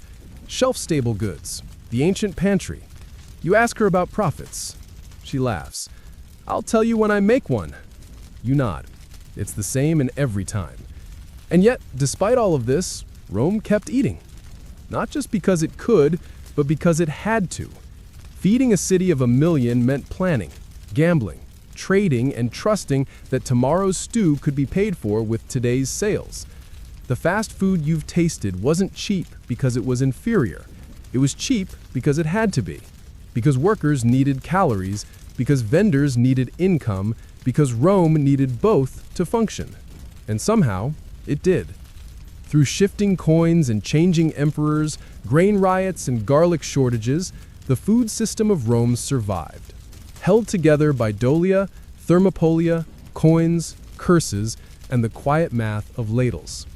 You take a final turn and find yourself back at the Forum. The noise is louder now, the crowds thicker. Food stalls hum like beehives. Coins pass from hand to hand. A child bites into bread. A guard sips posca. Somewhere behind you, a vendor shouts, "Today's stew tastes like yesterday's dreams." And you realize he's not wrong. Rome's economy didn't just run on taxes and legions. It ran on pulse, bread, and the gamble that someone would show up, hungry, with just enough coins for one more bowl. The Forum buzzes with movement. Tunics brushing past you, cartwheels creaking, the occasional bleat of a goat making its opinion known. The sun is climbing now, and with it comes heat. Not unbearable, but enough to make you wish for shade. and maybe something cool to drink. You've walked through lentil stalls and barley porridge, watched gladiators chew on burnt grain cakes, and witnessed the intricate ballet of coin, cart, and cauldron that fuels the city's belly. But now, you start to wonder, not what the Romans ate, but how safe it all really was. You pass another thermopolium, this one busier than usual. A thick crowd gathers around the dolia, eager for a midday bowl. You step closer. The vendor is fast, perhaps too fast, ladling soup with barely a glance, grabbing bowls from one hand and thrusting them into the next. You watch him drop a spoon on the floor, wipe it on his tunic, and plunge it back into the pot. The crowd doesn't flinch, neither does he. And just like that, the question lands with a quiet thud. How did anyone survive Roman fast food? There were no plastic gloves, no hand sanitizer, no refrigeration, no "employees must wash hands" signs. And yet, the food flowed, day after day, bowl after bowl. Somehow, the empire survived, but not, as you're starting to see, without consequences. Let's start with the obvious: leftovers. Historians and archaeologists agree, Romans weren't big on food waste. Whatever didn't sell during the lunch rush went back into the dolia, often mixed with whatever was left from the night before. Add some water, a sprinkle of herbs, maybe another splash of garum, and voila, a new stew is born. It may taste familiar, it may be familiar, as in from 3 days ago. You peer into one of the dolia as the vendor lifts the lid. The surface bubbles. The smell is sharp, vinegary, garlicky. There's something slightly metallic. You step back. The idea of freshness in Rome was flexible, especially for the poor. Meat was salted, dried, smoked, or soaked in vinegar. Fish was fermented or pickled. Milk didn't last long, so cheese and yogurt were common. Eggs, when available, had to be cooked quickly. Bread went stale by nightfall, and anything soft had to be consumed fast or left to mold. You walk further down the alley and pass a row of amphoras stacked under a shaded arch. Some are cracked, oozing traces of spoiled oil. A fly buzzes past. You swat it away. In another stall, a vendor fans his stew pot with a handful of laurel leaves, not to cool it, just to keep the bugs out. You watch as he spoons something thick into a cracked bowl, gives it a shake, as if that'll make it taste better, and slides it across the counter to a tired-looking customer.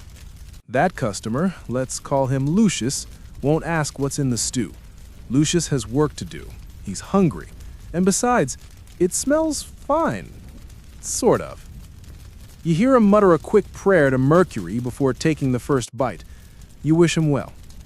Of course, foodborne illness wasn't a new concept. The Romans didn't know about bacteria or salmonella, but they did know that sometimes certain foods made you sick. There are surviving texts warning against eating spoiled fish or improperly stored meat. Some Roman doctors prescribed mixtures of wine and herbs as digestive aids, and others, like the great Galen, warned against corrupt food, linking it to imbalance in the body's humors. But knowledge didn't always translate into action. In the crowded districts of Rome, where open sewers and public latrines stood just steps away from food stalls, contamination was practically a given.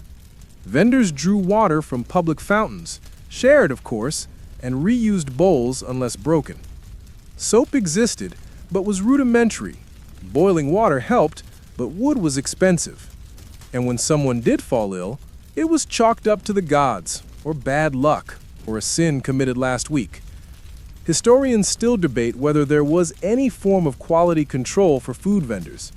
Some inscriptions suggest the existence of aediles, elected officials responsible for public order and marketplace regulations. Aediles theoretically checked weights, monitored prices, and enforced cleanliness.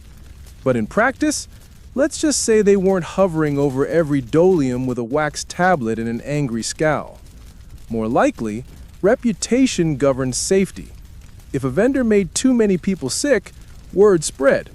Customers vanished. Business dried up. Rome was enormous, but neighborhoods were tight-knit, and gossip moved faster than the plague. Which, by the way, was also a thing. The Antonine Plague, the plague of Cyprian, and others swept through Roman streets more than once. Whether spread by war, trade, or shared stew bowls, disease was a constant shadow. And yet, the stalls kept serving. You stop now by a small vendor selling boiled eggs and pickled onions. Simple, shelf-stable fare. He's older, quiet, his hands stained from vinegar and pepper. You ask him how he knows when the food has gone bad. He shrugs. If it smells worse than garum, don't sell it. Fair point. You take an egg. The shell is soft from vinegar. You crack it open. The yolk is gray, green, but firm. A sprinkle of salt, a bite of onion. It's tart, oddly satisfying, and, hopefully, not lethal. As you chew, you remember a quirky detail from one of Pliny's writings. Crocodile dung, he claimed, was sometimes mixed into skin creams. Allegedly protective, possibly fragrant, definitely unwise. You imagine some enterprising vendor trying to sell it as a seasoning. Pulse, now with exotic spice. Rome was nothing if not experimental. A few stalls down, someone is heating wine with sulfurous stones to purify it. Another is crushing herbs into a paste that smells suspiciously like mustard and wet socks. A third stirs a pot while tossing in dried flowers, marigolds, maybe, to cover the scent of age. It's all part of the same game, making the old seem new, the spoiled seem edible, the street safe seem luxurious. You admire the hustle, but you don't ask for seconds. There's an unspoken understanding here between vendor and buyer. You take your chances. I'll do my best. Let's not ask too many questions. It's not dishonesty. It's survival. And in a city of 1 million people, sometimes survival is enough. You find yourself near the Tiber River now, where small fishing boats unload their daily catch. Vendors haul crates of fresh but questionable fish toward the inland stalls. Some of it is still wriggling, some of it less so. A boy passes carrying a bucket filled with tiny eels. He sloshes it carelessly, and you see one of them try to escape. He shoves it back down with a grin. Somewhere nearby, that eel is headed straight for a stew pot. And if no one buys it today, it'll be sold tomorrow. Boiled harder, chopped finer, spiced more aggressively. Waste not, want not. The sun is hot on your shoulders now, the heat of Rome rising from the stone like breath. You walk past another vendor with a dolium bubbling over the edge, and a cat crouched underneath, waiting for drips. A rat scurries past the cat. The cat does not move. They've reached an understanding. So has everyone else. Food isn't perfect. It never was. But it's here, it's hot, it's cheap, and it's probably not fatal. And in the great machine of Rome, that's enough. You sit on a low step beside a vine-covered column, watching the crowd ebb and flow. The clink of bowls, the slosh of wine, the slurping, the sighing, the murmured prayers before that first cautious spoonful. You remember your own lunch, the egg, the onion, the mystery herb. Your stomach gurgles gently. You choose not to interpret that. Because in Rome, when it comes to food, you don't ask too many questions. You just chew, hope, and keep walking. The sun is now high, casting sharp-edged shadows across the baked stone of Rome's labyrinthine streets. Vendors tilt their woven canopies for more shade, wiping their brows and turning their dolia lids with caution to keep the midday heat from turning stew into sludge. The morning rushes over, and for just a few moments, the city pauses, briefly but collectively, to breathe. It is fear, in this shimmering pause, that you begin to notice something different threading through the crowd.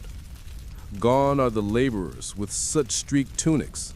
Gone are the cart pullers and the porters with their cracked feet. This new clientele walks with a different posture. Back straight, gestures slower, cleaner hems brushing the ground. Rings flash, cloaks swish. Slaves trail discreetly behind, carrying small baskets wrapped in linen. You've stepped into the midday world of Rome's elite. But don't get the wrong idea. They're not reclining in marble courtyards with peeled grapes falling into their mouths. Not right now, at least. Not all of them can afford to wait for 10-course banquets and flute-playing servants. Some are busy, on errands, on their way to a bathhouse, meeting a client, visiting a temple. And when that happens, even Rome's wealthy need a bite on the go.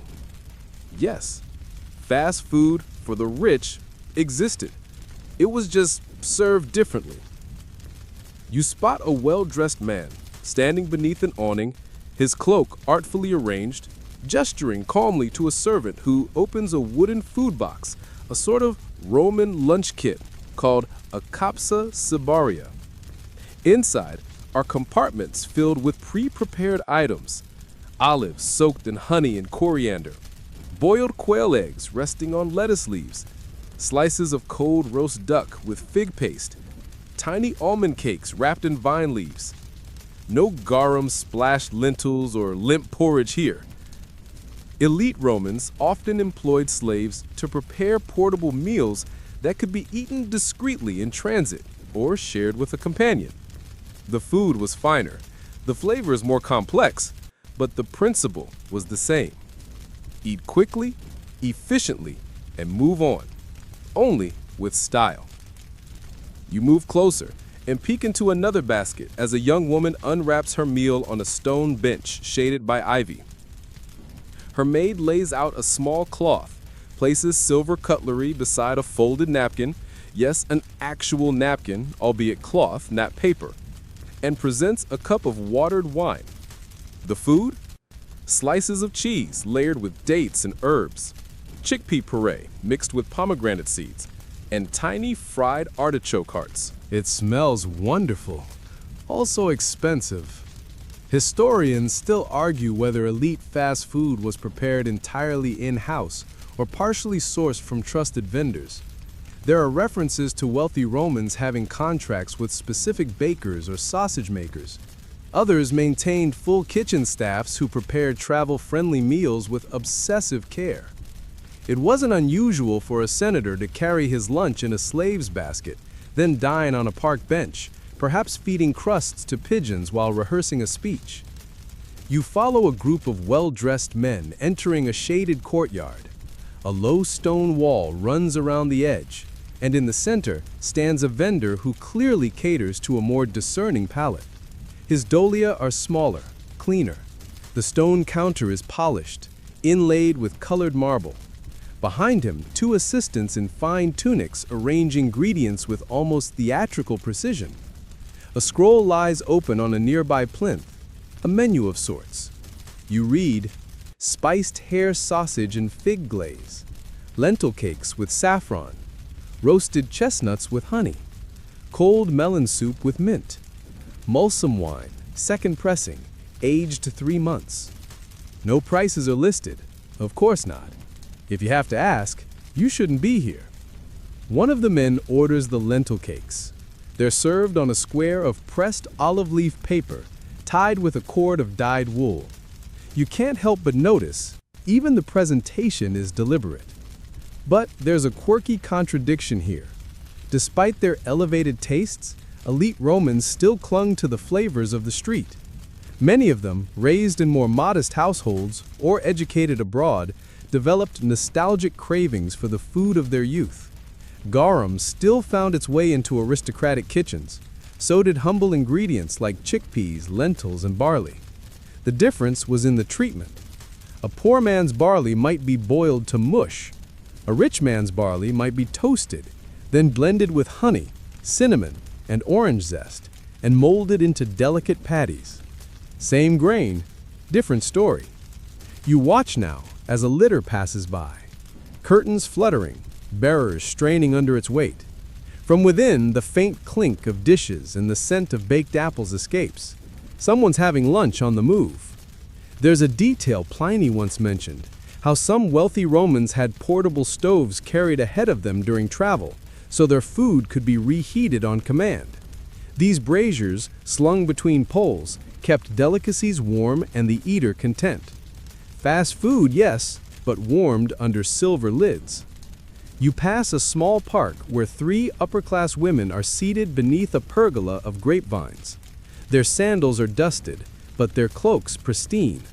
A maid unrolls a cloth, sets out food containers, beautiful little amphorae with cork stoppers, and uncorks one, releasing the smell of mulled pear and honey. They dine quietly, laughing at a small joke about another woman's toga choice. Their food is simple in portion, but not in flavor. A spread of soft cheese and crushed walnut, apple slices soaked in wine, and tiny biscuits stamped with the image of Minerva. You remember a quirky inscription found in Pompeii on a terracotta container in what appeared to be a wealthy man's kitchen: "For the road, not for the feast."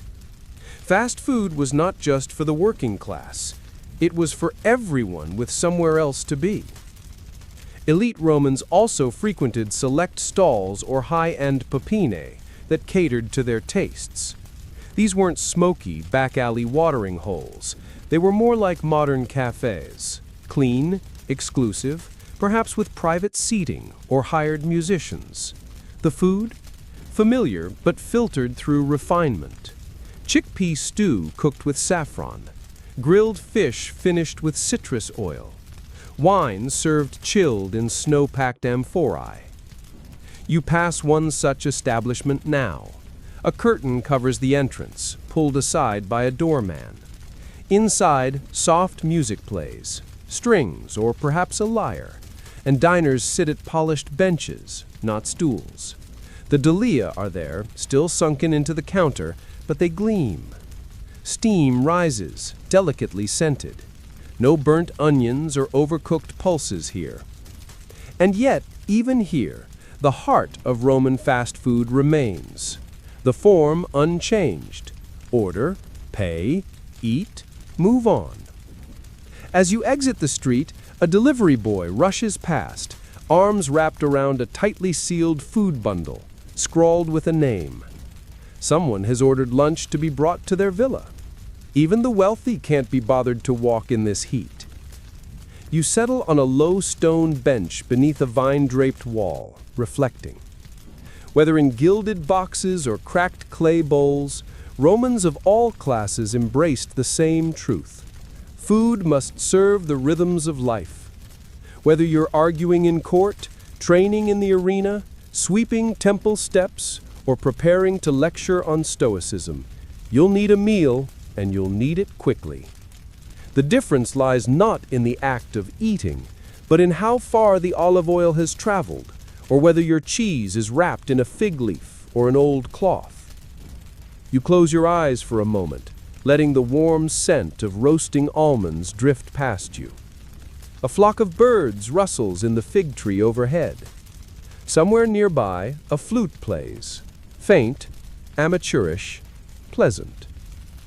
And you realize that even in all its hierarchy and inequality, Roman fast food was a rare equalizer. Everyone ate. Everyone needed stew.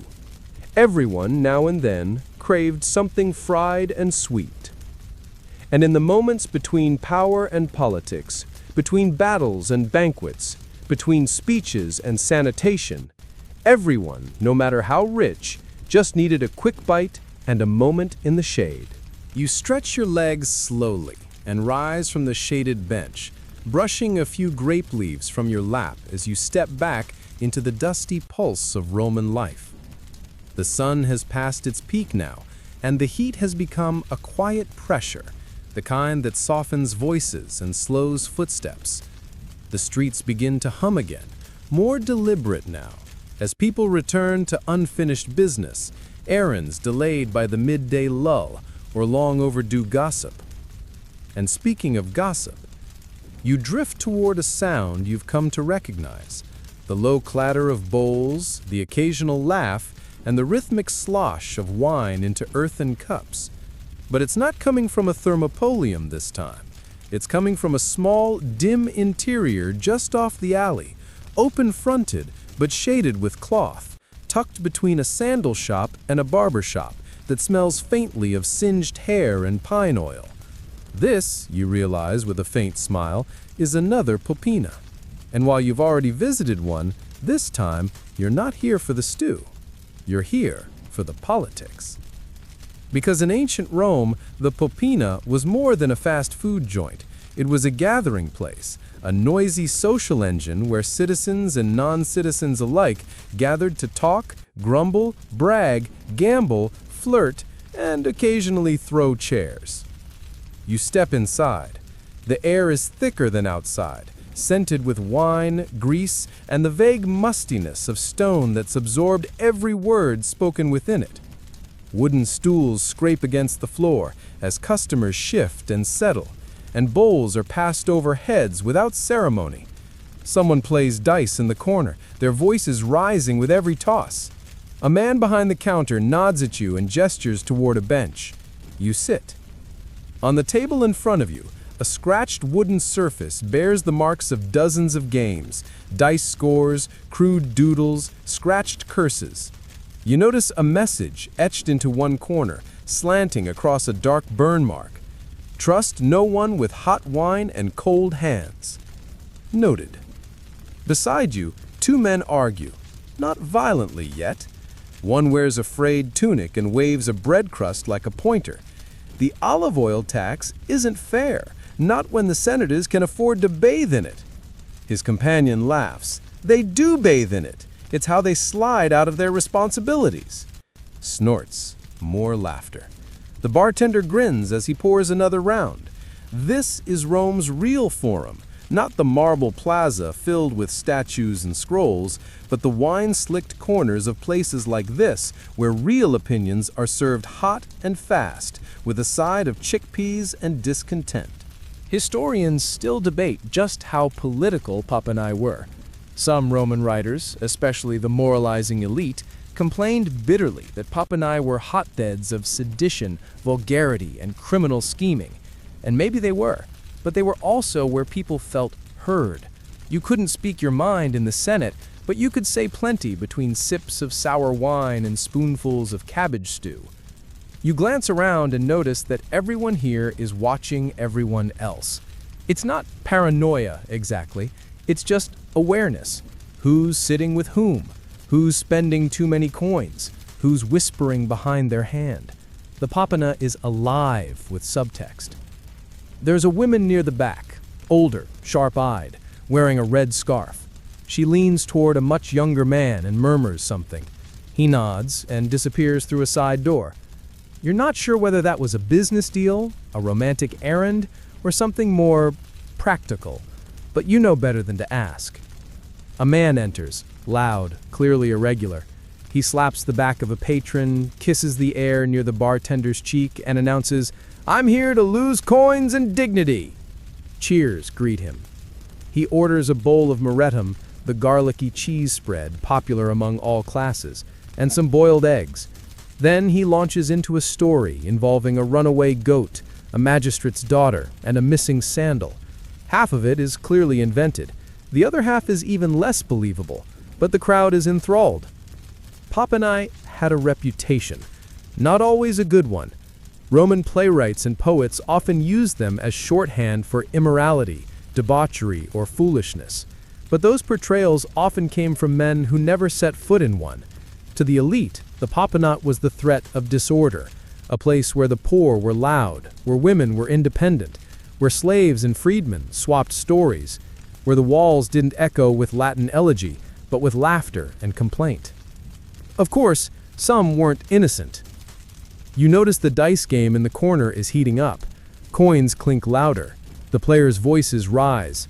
Someone accuses another of cheating. A cup is knocked over. The bartender doesn't flinch. He's seen it before. He raises his voice, not angry, just firm. If there's blood, It's extra. The table settles. And that's another truth. Pop and I were self-policing. The owner didn't want trouble. Trouble meant closure. Closure meant no stew. No stew meant no rent. So despite their rowdy reputation, most Pop and I stayed just this side of chaos. You take a sip of your Pascha, eye-watering as always, and tear off a bit of bread dipped in olive oil. Not the best you've had, but better than you expected. That's part of the appeal. Low expectations, easily exceeded. A group at the next table starts talking about a new tax. Another about a corrupt baker who's been watering his dough. A third argues whether a senator's wife was really seen at the baths, without a veil. Someone claims their cousin saw the emperor's charioteer drunk in public. The details are fuzzy, but that's not the point. The Popina is the whisper chain of Rome. Before news scrolls, before messengers, before public criers, there were voices like these, retelling, reshaping, passing along morsels of scandal with the same relish as they pass olive pits into the gutter. There's a quirky moment when a drunken philosopher stands suddenly and begins to recite a passage from Virgil. Everyone listens for a moment, half amused, half impressed, until he forgets the next line and sits down to polite applause. Someone hands him a fried onion ring. Peace restored. You linger, sipping your wine, half listening. Eventually, a man turns to you. "You've been quiet," he says. Not unkindly. "You come to eat or to listen?" You smile. "Both." He nods. "Then you're wise already." You rise soon after, weaving your way back through the tables. A couple leans close, heads nearly touching. A slave counts out coins with a proud expression, perhaps his own, perhaps his master's. The bartender calls out a farewell, and someone answers with a toast to Bacchus. You step out into the light, blinking. The Popina fades behind you, but the voices linger. Rome is made of marble, yes, but also of conversation, grumbling, gossip, and garlic breath. The political theater of the empire doesn't just happen in the Senate or on the steps of the Forum. It happens in places like this, where fast food feeds not just the stomach, but the mind. Where revolution may never be planned, but where its seeds are sometimes planted, casually, over stew. As you walk away, the streets begin to warm again with life. And somewhere behind you, another bowl is poured, another bet placed, another rumor born.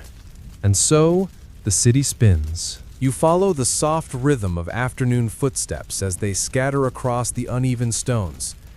The pace of the city has slowed, not stopped, never stopped. This is Rome after all, but softened, like a simmering pot, shifting from boil to gentle bubble. The sun no longer scorches from above. Instead, it leans lazily against the buildings, casting warm, elongated shadows that sweep across corners and doorways, where quiet lives unfold. As you turn onto a narrower street, the din of vendors fades into something else, a quieter, more persistent presence. Voices still fill the air, but these are different, lower in pitch, more assertive, and they're coming from the mouths of people who too often go unmentioned in grand histories, yet stood behind countless Roman meals: women. You've arrived in one of the working quarters, where food stalls and home kitchens blur into one another, and the true architects of Rome's daily eating habits are not patricians or philosophers, but freed women, widows, wives, and working mothers, women who cooked, sold, managed, and served. The first thing you notice is a cluster of stalls fronting what appears to be a courtyard. No grand signage, no frescoed thermopolium facades, just painted shutters propped open, shelves laid with fig cakes and chickpea patties, and braziers heating clay pans of roasted onions and garlic-stuffed olives. Behind the counters are women of all kinds. A younger woman with her hair tightly braided, calmly flattening dough with her palm. An older woman stirring a pot while scolding two children playing nearby. A tall figure in a blue stola slicing salted cheese into careful squares. Their movements are fluid, precise. practiced. Each gesture the result of countless repetitions, born not of luxury, but of necessity. You approach a stall where a woman stands with arms folded, eyeing you with that practiced gaze that comes from decades of reading people. Her name, as the clay tag hanging on the wall declares, is Faustina. She nods toward a wide dish filled with layered barley cakes, golden brown, flecked with dried herbs and steaming faintly under the hot afternoon air. She doesn't offer a price. She waits. You point. She hands you a cake wrapped in fig leaf and nods once, the transaction clean and wordless. You take a bite. It's dense, savory, and just a little sweet. There's garlic in there, but also crushed coriander and perhaps a trace of pine nuts. As you eat, she finally speaks, her tone wry. Not bad for what I could afford this morning. It's the quiet reality of her work. Fluctuating supply, inconsistent customers, daily risk. But Faustina, like many women in her position, has built something more than a food stall. She's built a network. All around you are signs of it. Shouted greetings between neighboring stalls, borrowed ingredients passed from one counter to another. A woman from 2 streets over arriving with a basket of unsold turnips, offering them in trade for a fresh loaf. The informal economy here breathes. It adapts. It survives, day after day. Historians still debate how widespread women's roles were in Rome's food economy. Some claim their presence was restricted, informal, limited to back rooms and domestic kitchens. Others point to growing archaeological evidence of freed women running popine, of widows inheriting food stalls, of female names etched onto dolia and plastered walls, marking ownership and pride. What's undeniable is that women were present, selling, cooking, bargaining, feeding, and not just food, information. You listen as a conversation unfolds nearby between 2 vendors, soft-spoken, but sharp-edged. The tax official came again, one says, dusting flour off her hands. Wanted 2 loaves for his son's wedding. The other snorts, he can have the burnt ones. They laugh. But beneath the laughter, a truth. These women negotiate survival every single day. With charm, with sarcasm, with precision. Their stalls may be small, but their presence is mighty. You catch the eye of a younger woman, perhaps 17, holding a baby on one hip and pouring wine with the other. Her stall sells cups of spiced grape juice, non-alcoholic, sweetened with honey and mulled with cloves. She offers you one. The baby stares at you solemnly. You take the cup and sip.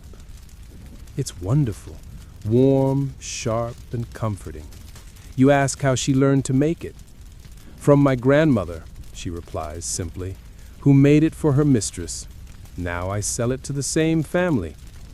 A perfect, quiet loop, past and present braided together, sold by the cupful. Nearby, another woman fans coals beneath a small brazier. She's grilling snails, their shells coated in a glaze of oil and herbs. The smell is strong, earthy, and oddly appealing. You watch as she turns them, one by one, with practiced fingers. Someone jokes from the next stall over, "Are you still making those poor things sweat, Flavia?" She grins without looking up. "They sweat less than my husband ever did." Laughter. More than a few nods. This is the texture of their world. Hard work, yes, but also humor, resilience, mutual reliance. There are no marble plaques here, no statues raised in honor. But these women feed Rome, quietly and constantly. A quirky fact floats into your mind. Some ancient graffiti from Pompeii depicts a woman selling food from a cart with the inscription, "Julia, who serves better fish than the sea." Whether drawn by admirer or herself, it suggests pride, identity, ownership. A name etched into stone not because she fought in a war, but because she knew her way around a grill. You finish your grape juice and return the cup.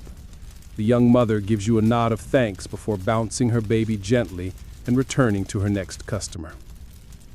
Beyond the cluster of stalls, in a shaded nook, sits a woman alone with a basket of herbs and roots, wild fennel, celery, dried mint, and what might be chamomile. She sells not meals, but flavor, and possibly medicine. A quiet figure, but respected. Two other vendors approach her, bartering for a sprig of something green that she insists keeps lentils from turning bitter. You wonder if it's science, magic, or tradition. Maybe all three. You pause for a moment to reflect. The role of women in Rome's food world wasn't always visible, but it was indispensable. They were not just the hands behind the meals, they were economists, negotiators, counselors, and community anchors. They sold food, yes, but also safety, routine, and even space. A brief reprieve from the chaos of the empire, where one could buy a warm cake, hear the day's news, and remember what it meant to share something human. And you? You've stood in the shade of their awnings, eaten their barley, sipped their wisdom, and felt, if only for a moment, the quiet power of their presence in a world that rarely stopped to thank them. You smile, give a small nod to Faustina as you pass, and she nods back with just the ghost of a smirk. It says, "Come back hungry next time." You know you will. The air is heavier now, rich with the scent of roasting meats and crushed herbs, but also tinged with something stranger, something peculiar. You round a corner and are greeted not by the orderly hum of lentils simmering or bread baking, but by a bewildering mix of smells that somehow include vinegar, honey, fish, and, could it be, something faintly floral? Your eyes follow your nose, and soon you're stepping into a street unlike any other you visited today. This is Rome's Alley of Cravings, a place where flavors get weird, where tastes defy logic, and where you begin to understand that Roman palates were not merely practical, they were adventurous, and occasionally unhinged. You stop at the first stall, where a man with gold-threaded sandals and a beard shaped like a question mark is selling something from a tray of ice. Ice!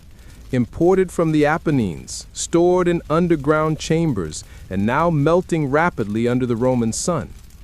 On the tray are jellied fish pieces, suspended in vinegar, and honey, sprinkled with mint.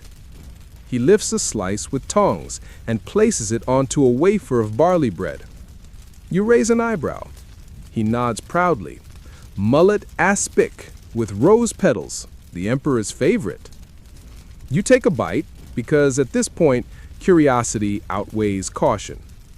The texture is cold, gelatinous, and vaguely sticky. The fish is firm but sweet, the vinegar sharp enough to jolt your sinuses. And the rose petals? They whisper across your palate like confused perfume. It's not bad, it's just confusing. You chew thoughtfully. The vendor beams. No one forgets their first aspic. That much is true. Romans didn't merely eat to survive. They also ate to signal, to indulge, to experiment, and sometimes to shock. In wealthier circles especially, food was a stage, and the most dramatic dishes earned the loudest applause. You turn to another nearby stall where a woman is stuffing something into grape leaves. You ask what it is. She doesn't answer, just gestures toward a small sign, stuffed dormice, spiced, fresh, no refunds. You blink. Yes, dormice. Stuffed with pork, herbs, pine nuts, and honey, then roasted or baked in clay pots. Highly prized among the upper classes. Dormice weren't seen as pests.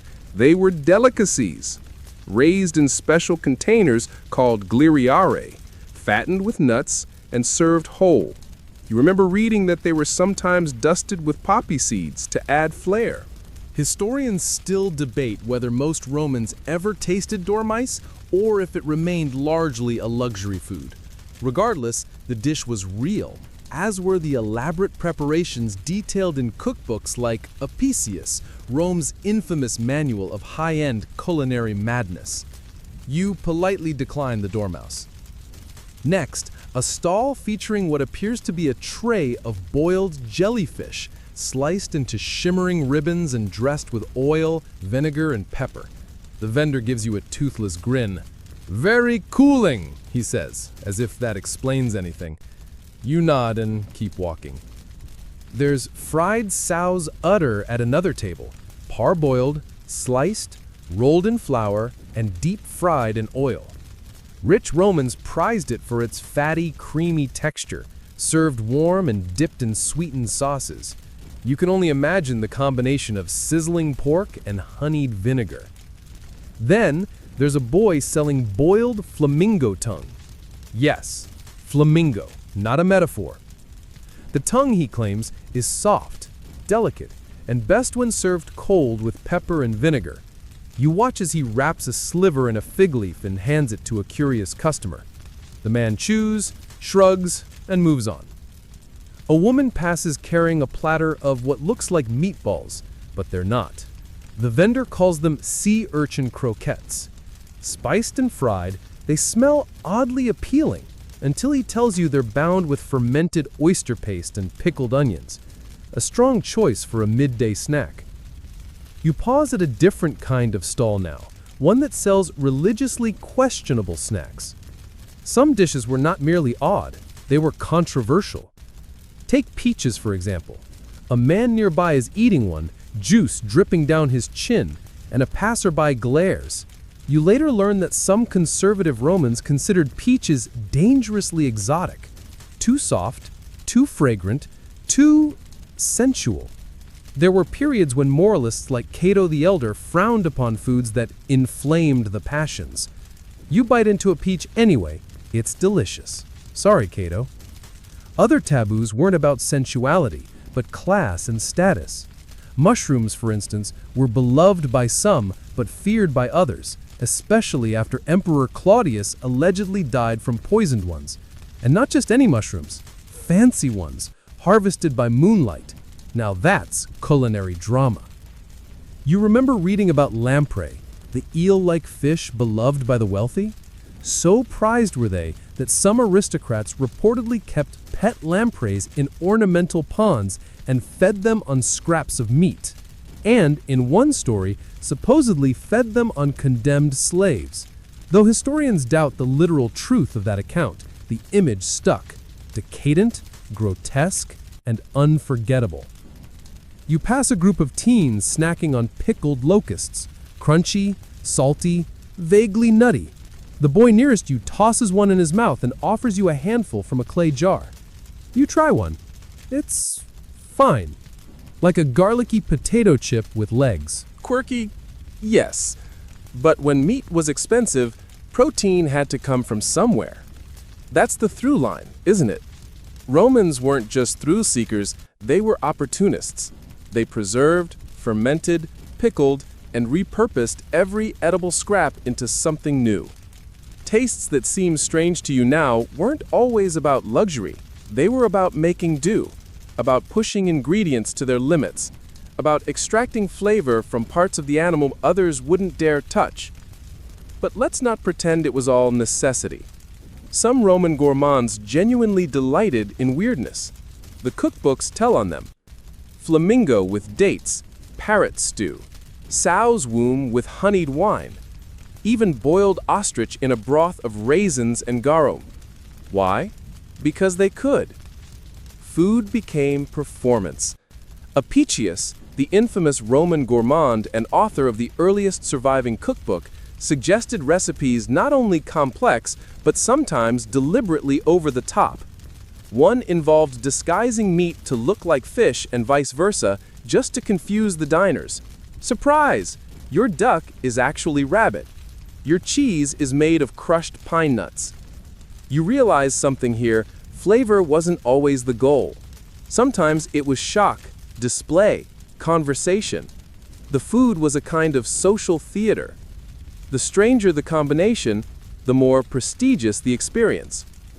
Historians still argue whether the average Roman even encountered half these dishes. Likely, many didn't.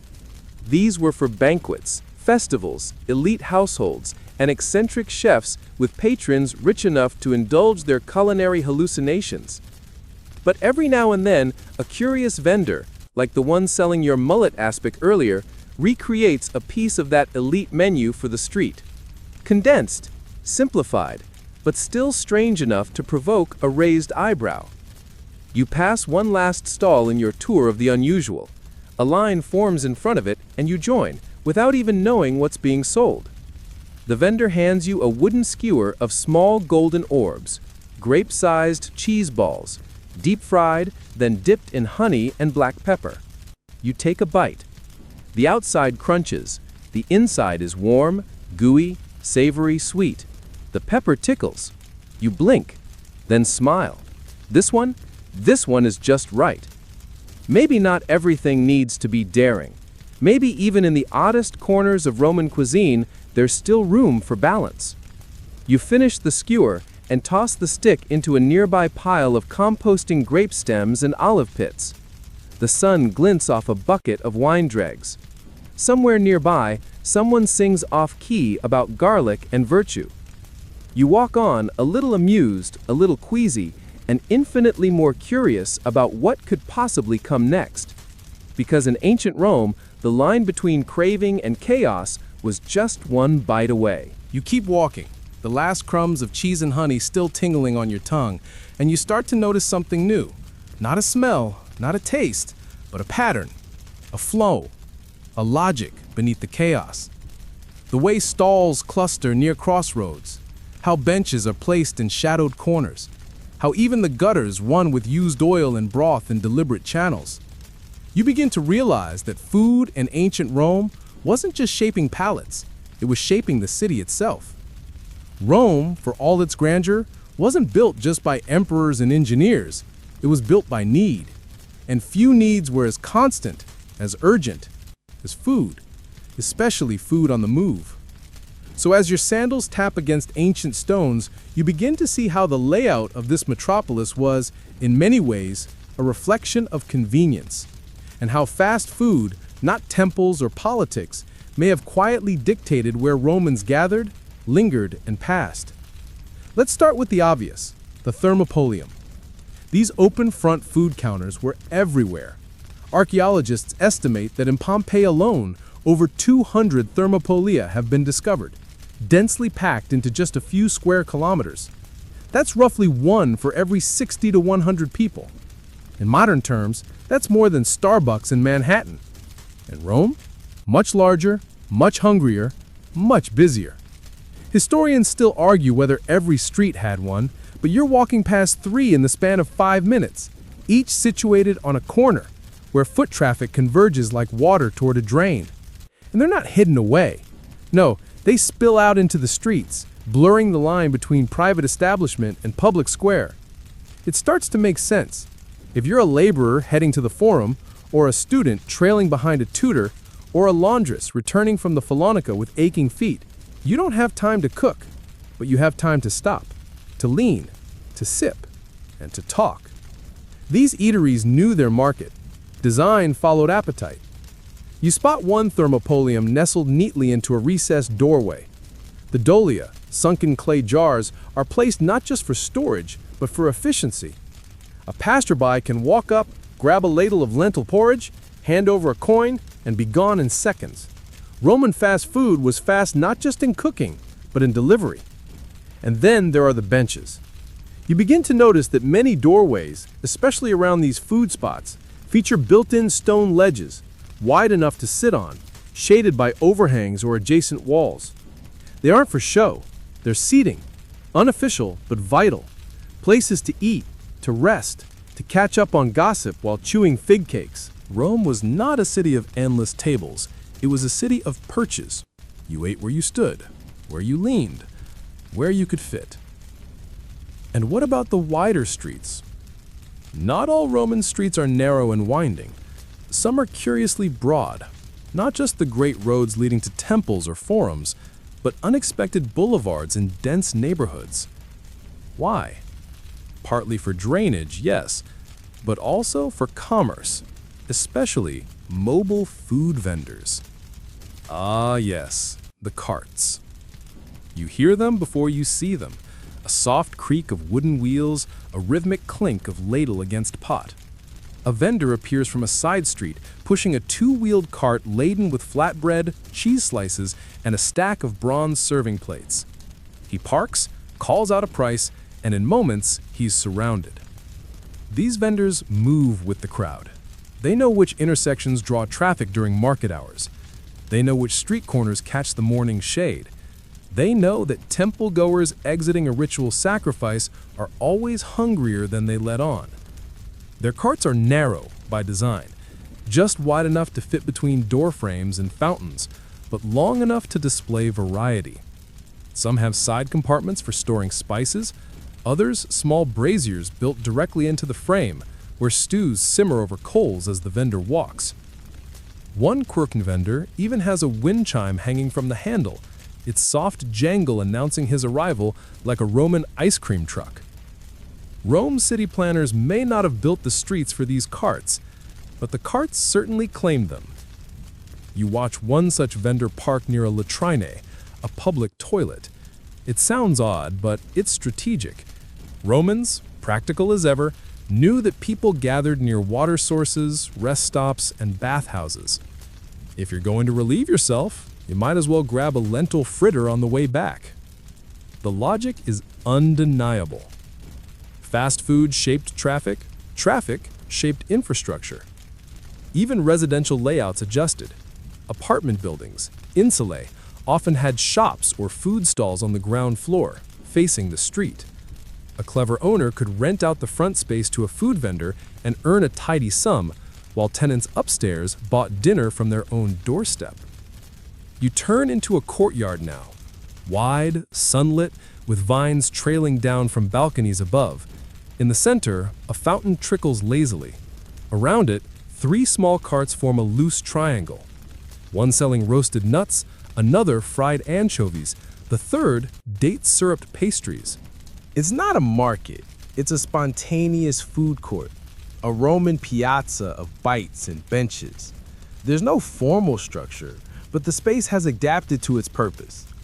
Even the fountain's edge is worn smooth from centuries of sitting. Rome didn't build itself around food, but food built Rome, quietly, insistently, in the small decisions that became habit, and habit that became tradition. There's a scholarly debate about whether Roman building codes ever accounted for food stalls. Some believe certain alleys were deliberately widened to accommodate high-traffic vendors. Others say it was all improvisation, Rome adjusting like dough in a too-small oven, bubbling wherever it found room. You suspect it's a bit of both, because food was not just an accessory to Roman life, it was a force, a shaping current. Just as the Tiber carved paths through the city, so too did the daily need to eat, cheaply, quickly, often. And those needs left traces. You glance down at the stone beneath your feet and notice grooves, not just wear from sandals, but specific indentations near street corners. Perhaps from vendor carts, perhaps from foot traffic clustering near a beloved popina. Maybe both. There's even a legend about a certain corner in the Suburra district where vendors gathered for over a century, passing the same spot from generation to generation, each one carving their own dent into the paving stones. It's said that a fish sauce vendor there was so beloved that locals threw coins into his empty doleum after he died, as if to preserve the spirit of his garoon. Do you believe it? Maybe. But even if you don't, the story says something about what Romans valued. Not just the grandeur of temples, but the consistency of lunch. And isn't that what city life is made of? Not monuments, but rituals. Not statues, but street corners. Not emperors, but vendors who know your name and how you like your stew. You leave the courtyard, weaving once more into the arterial flow of the street. Now you see it clearly. Every widened alley, every shadowed bench, every groove in the stone, they all whispered the same thing. Rome was hungry, and hunger shapes cities. You've wandered so far into Rome's belly that now, quite suddenly, you stumble into one of its heartbeats. A muffled drum, a swirl of color, a new rhythm to the street. Quicker, louder, sweeter somehow. The shadows shift with flickering banners and voices rise in cheerful chaos. You've walked straight into a Roman street festival. And not the grand state-sponsored ones in marble forums with military parades and stern eagles. No, this is a local affair. Half religious, half ridiculous, entirely Roman. You catch the scent before anything else. Honey cakes, roasting boar skewers, crisped chickpea fritters, and something suspiciously spicy sizzling on a hot plate.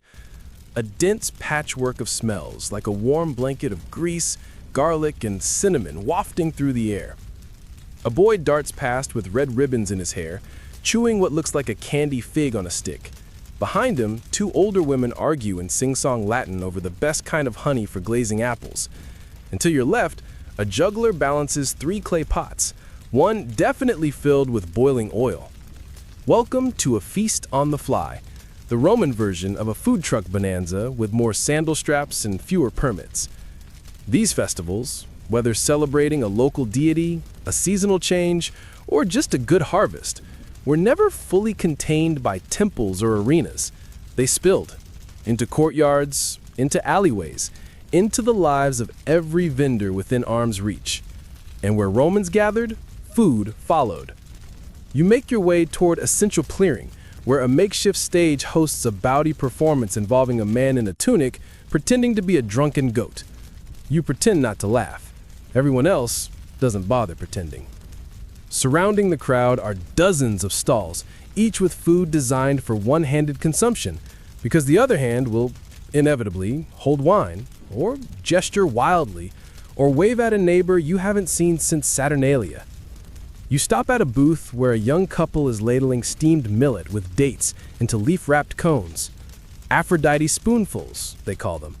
Sweet, warm, a little sticky. The perfect food to eat while flirting, if you're into that sort of thing. You take one anyway. It's soft and nutty, with just a kiss of spice, probably cumin or maybe even a dash of pepper. You glance up. There's a garlanded archway across the street leading to a shaded side plaza. Beyond it, the smell of roasting nuts and caramelizing honey curls like an invitation. You follow. Inside, it's quieter, but not calmer. Children chase geese, vendors bark half-serious insults at one another, and a man is selling fermented carrot juice, or at least claims that's what it is. You decide to skip that. Instead, you're drawn to a cart selling libum, a kind of sacred cake originally used as an offering to the gods, but today stacked in a wobbly tower and coated in crushed almonds. The vendor, a stocky man with arms like amphorae, hands you one with a wink. It brings good dreams, he says, and maybe mild indigestion. You thank him with a coin and a smile.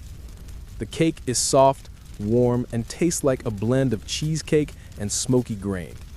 You can see why the gods might accept such an offering, especially if they're as tired as you are. Historians still argue about the role of street festivals in urban Roman life.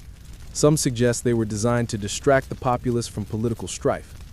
Others say they were deeply spiritual events, woven into the agricultural and lunar cycles.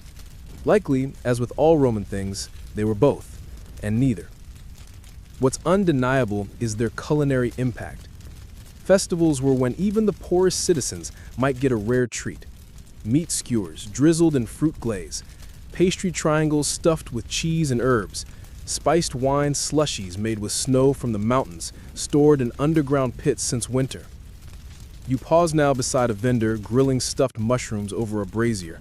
They're topped with crushed pine nuts and a dribble of garum, a bold combination. He waves a sprig of rosemary like a wand, encouraging the aroma to drift your way. You try one. It's hot, earthy, and salty sweet. The inside is warm with cheese and the faintest bite of pepper. You nod approvingly, and he bows as if you've crowned him emperor. The festival winds around a public fountain, now festooned with ribbons. Children toss in beans instead of coins, each bean representing a wish, or perhaps just a snack if they're hungry enough later. You pass a woman with a basket of deep-fried dough spirals coated in what might be sesame seeds or some regional cousin. She sells them 3 for a copper coin, wrapped in fig leaves. She tells you they're for Juno's Day, though someone nearby insists it's actually Ceres they're honoring today. Debates swirl in the air like olive oil in soup. What matters isn't the god or goddess, it's the act, the ritual, the food. Romans didn't separate festivals from food. The two were braided together, like garlic into rope or sausages into a chain. You spot a more serious-looking table further down, a row of clay jars filled with pulses and grain salads served cold. A woman in dark blue explains that they're traditional dishes for Lemuria, the festival of the dead. She offers you a bowl of farro with chopped leeks, vinegar, and oil. Simple, earthy, comforting. She reminds you to throw a bit over your shoulder for the ghosts, then laughs as if she's only half joking. And maybe she is. Every festival, every season, every regional tradition came with its own menu, sometimes overlapping, sometimes contradictory, like midsummer festivals that served both ice treats and boiled board cheeks, depending on which block you turned down. Some vendors were seasonal specialists, appearing only during certain holidays with one specific dish, like the man with the glazed apricot skewers. He boasts that he only cooks them once a year, and that today, even the gods would elbow each other for a taste. You try one. It's heavenly, and possibly elbow-worthy. As evening falls, the crowds thicken. Lanterns flicker to life, casting golden glows over wine-stained cheeks and olive-oiled hair. Music rises from a corner, flutes, lyres, a drum. A woman begins to dance, and her shawl flutters like roasted garlic skin in the wind. Children are sleepy now, but refuse to admit it. Older folks lean back on benches, clutching pastries and sighing. The festival doesn't end sharply. It fades, like all good feasts do, like the final lick of honey at the bottom of a bowl. Satisfying, soft, lingering. You find yourself seated on the edge of a fountain again, watching oil lamps flicker and niches carved into the wall. You're full, but somehow still tasting.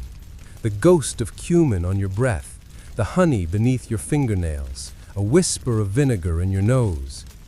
And you realize fast food in Rome wasn't just about necessity. It was about joy, too. In festivals, food became celebration, connection, even comfort. No matter your status, slave, freedman, senator, servant, you could find something warm, something sweet, something strange, something sacred. And maybe for one moment under the flickering lanterns, you weren't just a Roman. You were a human, wrapped in pastry, dipped in fig glaze, and carried through the city on a wave of shared hunger and laughter. As the music softens and the stars appear overhead like flickers of oil in a dark pan, you lean back and smile. This is Rome, after all. And Rome never stops feasting. The moon hangs low now, casting a silver wash across the cobblestones. Most of the vendors have packed up, their carts tucked back into shadowed doorways or wheeled into alley recesses to rest until dawn. But not all is still. Far from it. Because as Rome sleeps, the bakers wake up. You notice it first by smell, something warm and yeasty, soft as wool, floating through the nighttime hush like a whispered promise. Your feet, obedient to your nose, carry you deeper into a quieter quarter, where the rhythm of daily life resets before dawn. Here, the streets belong to a different kind of worker. Not the clang of blacksmiths or the bark of fruit vendors, but the humble shuffle of flour-streaked feet, the scrape of wooden paddles, the occasional thump of dough hitting marble. You've arrived at the Pistrina, Rome's neighborhood bakeries. And what you're about to see isn't just a place that makes bread. It's an ancient engine of survival. Inside the first doorway, you catch a glimpse of the operation already underway. A boy no older than 10 stokes the mouth of the domed oven, glowing faintly orange. Behind him, a man with arms like bundled rope kneads a mound of dough that could probably serve a platoon. His motions are practiced, almost trance-like. Push, fold, turn, push. The flour hangs in the air like a sacred mist. In ancient Rome, bread wasn't an optional luxury. It was life. By some estimates, over 30% of an average Roman's diet, more for the poor, came from grain-based products. And someone had to produce it, night after night, before sunrise ever lit the forum. You peek farther in and see the telltale sign of a larger operation, a rotary mill. Powered either by donkeys or enslaved laborers, the basalt stones grind grain into the coarse flour that will become the city's daily sustenance. The room is dim, the air warm, and the quiet is broken only by the clack and crunch of grinding. Historians still argue whether these bakeries were state-controlled or privately owned. Likely both existed, some massive institutional pistrina providing for legions and slave populations, others smaller, family-run, serving a handful of tenement buildings and a few thermopolia.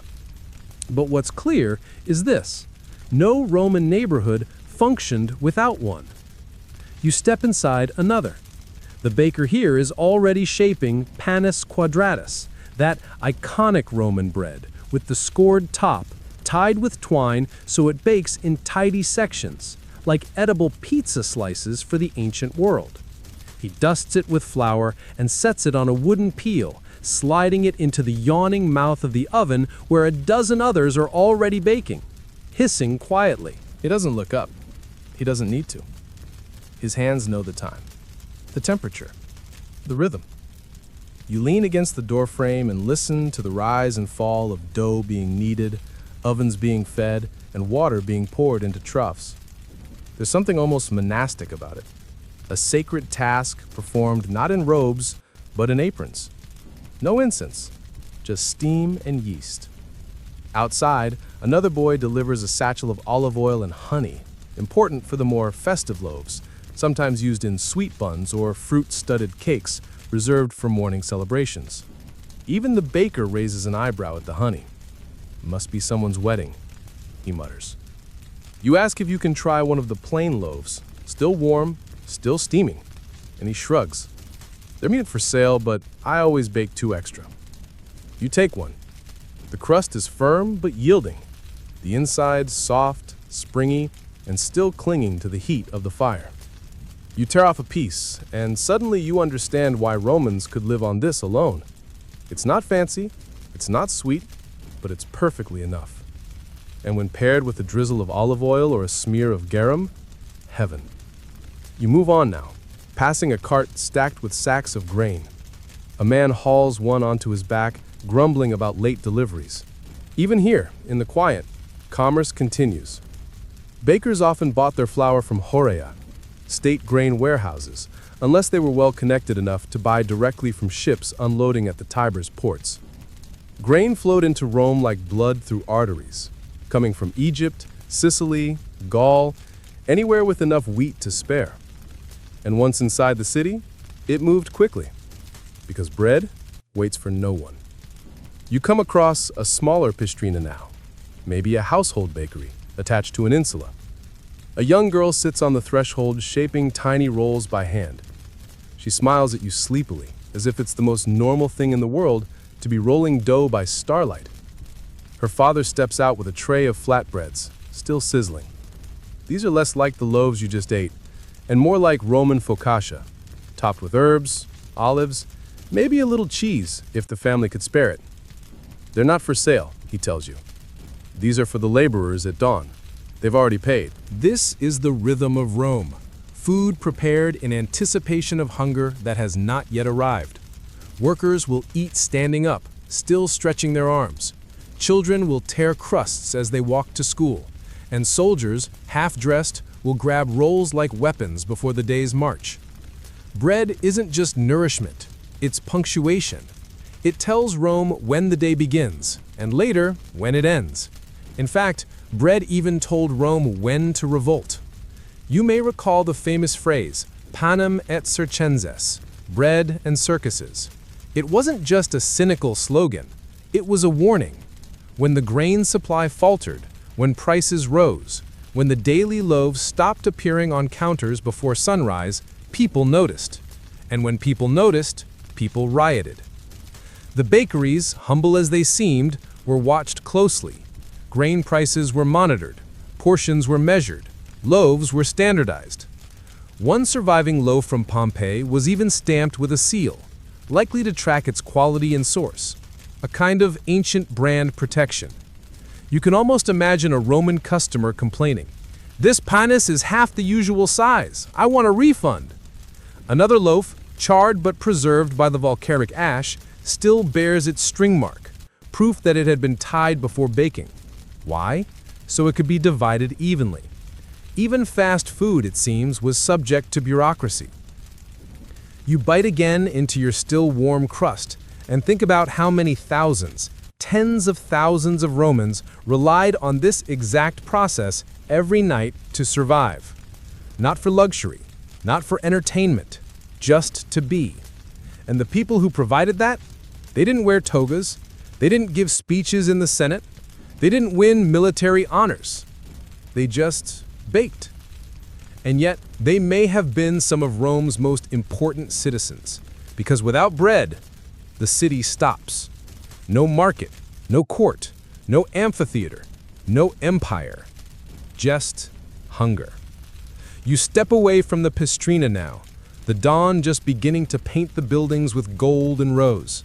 The shadows shrink, the voices rise, and somewhere in the distance, the clatter of hooves announces the arrival of the first grain cart of the day. Rome is awakening, and its fast food army, flour-dusted, quietly heroic, is already one step ahead. You're walking now beneath the early sun, long shadows curling at your feet as Rome stretches awake around you.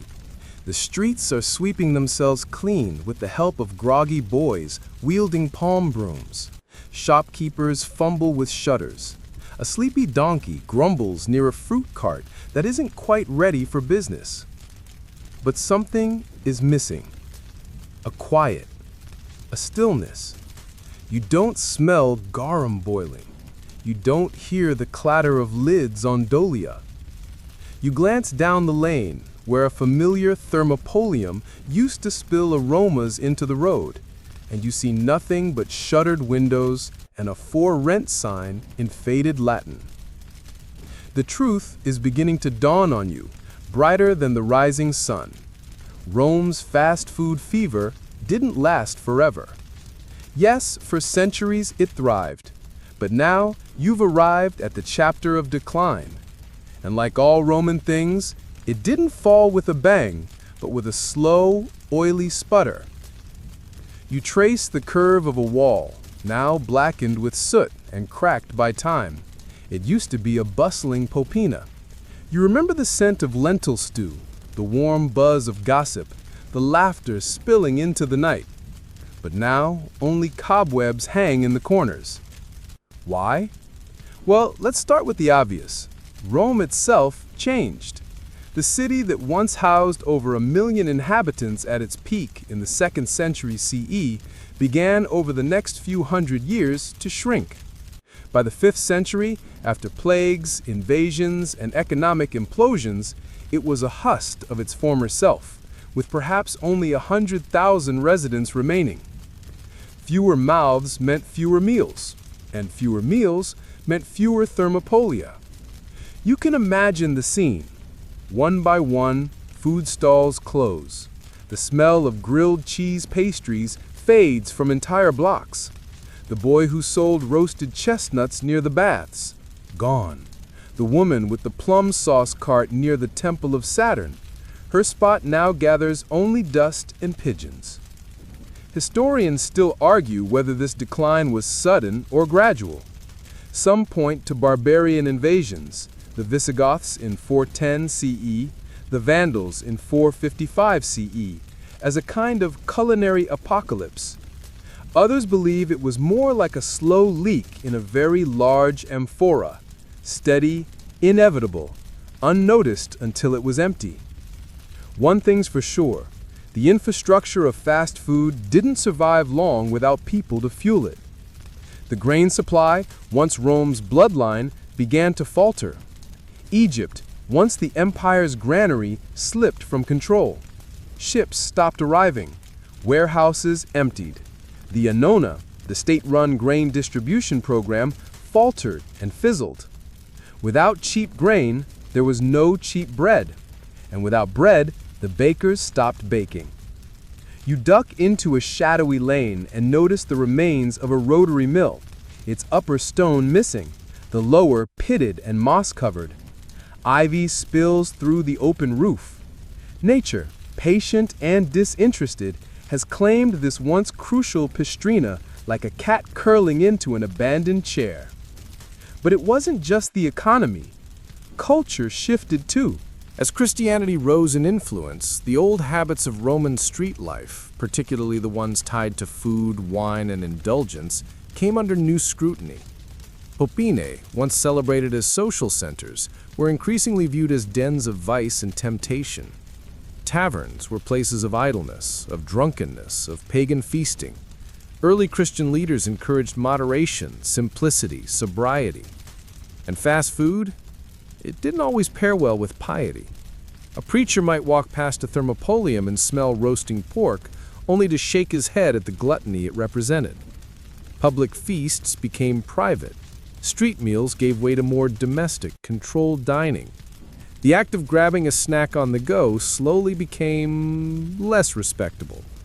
You step over a broken dolium, its lip chipped, its once rich interior stained with time. You imagine the thousands of ladles dipped into it, the conversations shared above it, the elbows bumped. And now, silence. But not all was lost. Some fragments survived, just relocated. In the countryside, villa culture adopted elements of the city's fast food convenience, though in much more private ways. Wealthy landowners built their own food prep spaces, sometimes with Popina-style counters for estate workers or traveling guests. The food itself remained, though the settings shifted from crowded alleys to shaded courtyards. Even in cities where Thermopolia closed, new kinds of eateries occasionally emerged. Christian hospices offering warm meals to travelers or the poor, modeled less on the bustling vendor model and more on quiet generosity. The taste didn't die, but the ritual did. And maybe that's what you miss most now. Not the food itself, but the community it created. The man who knew your order by smell. The old woman who slipped you an extra fig cake because your eyes looked tired. The boy who pretended to overcharge everyone just for fun. The noise, the chaos, the spice in the air. Gone.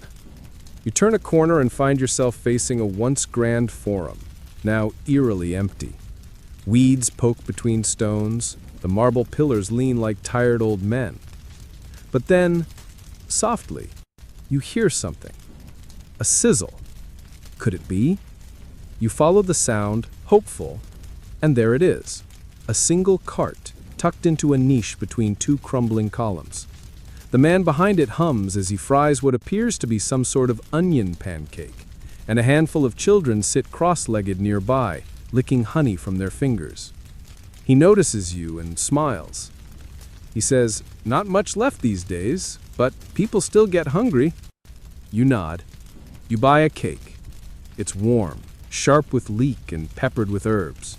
And for a moment, just a flicker, you're back in the golden age. Because food is resilient. The fast food of ancient Rome may have declined, but it never truly vanished. Its spirit shifted, adapted, lived on in other forms. Medieval pie stalls, Renaissance bakeries, the modern pizza stand on a cobbled piazza corner. Today, when you grab a sandwich between meetings or buy soup from a stall on your way home, you're echoing a rhythm that once echoed through the shadowy corridors of Pompeii and the marble markets of Rome. You're part of the same dance. The decline of Roman fast food wasn't the end of a cuisine, it was the passing of a torch, from one generation of hurried, hungry humans to the next. And as you finish your onion pancake beneath the fading stars, one final thought rises. Rome may fall, but lunchtime never does. The scent is different now, modern, familiar. You're walking slowly across a tiled square, the sort of place where tour groups huddle and pigeons strut like senators. A fountain gurgles nearby, and the air is warm with city breath. Traffic, espresso, dust, and distant frying oil. You've made it to the present. Not just physically, mentally, emotionally, gastronomically. And as you settle onto a bench in the late afternoon sun, you realize you're still surrounded by something very old wearing a modern face. Because despite everything that's changed, Rome never really let go of its fast food. You glance around. A pizza by the slice window glows with neon promise. There's a man folding paper cones of fried seafood for a line of hungry locals. Across the street, two teenagers hover over a tray of soupli, fried rice balls with molten cheese hearts, eaten on the foot and with reverence. It all feels new, but you know better. Because now, after everything you've seen, every dolium, every garum slicked bowl, every barley cake fried in honey, you recognize the echoes. This isn't innovation. It's persistence. Fast food, Roman style, never truly died. It just adapted. Historians often point out the uncanny parallels.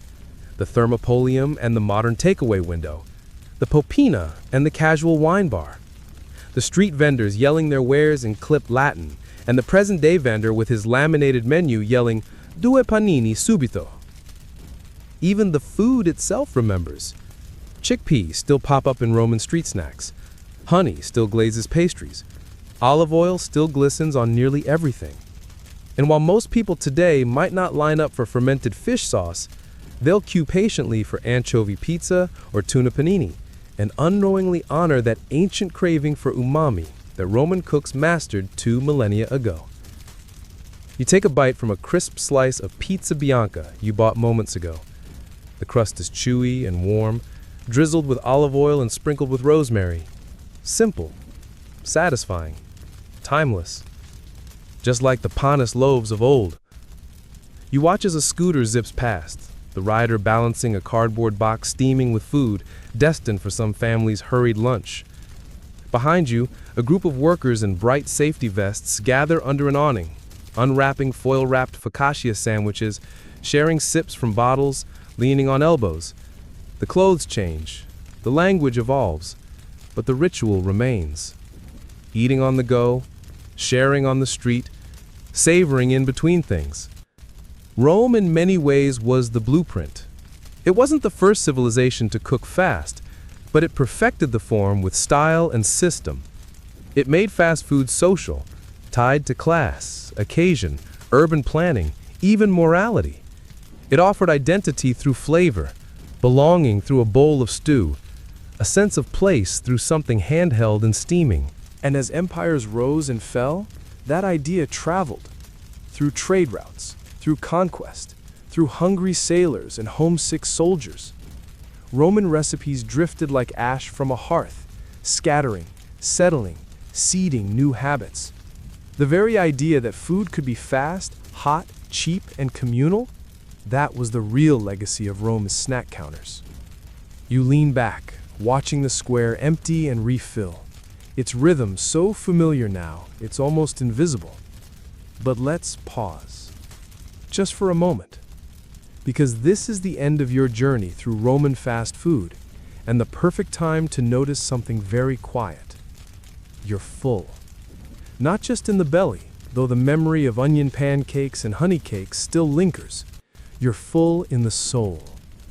You've wandered Roman alleys under torchlight, tasted vinegar on a barley roll, dodged geese at a street festival, watched bakers whisper to their dough before dawn, and you've stood beside the last lonely cart after the empire's appetite faded. You've seen how snacks tell stories, and how those stories last. Even now, you can't help but smile as you remember the poor man's banquet: lentils, boiled cabbage, olives, and maybe, if luck smiled, a slice of cheese. Or the soldier's ration: hard bread, rough wine, and dried fruit tucked into a satchel. Or the senator's indulgence: honeyed dormice in a silver box, packed by a kitchen slave with a steady hand and questionable taste. So many meals, so many mouths, so many moments that passed like crumbs into the wind. But that's the beauty of food like this. It was never meant to last. It was meant to connect. A vendor and a stranger, a father and his son, a baker and the street he feeds. And now, you. You're part of that lineage. The next time you grab a snack on the run, or eat standing up with your back against a building, or smile at the scent of something fried in oil, you'll remember. You'll remember dolia sunk into stone counters, the sizzle of chickpea fritters at twilight, the laughter of children with honey on their hands, the baker tying his loaf with twine in the dark hours of morning.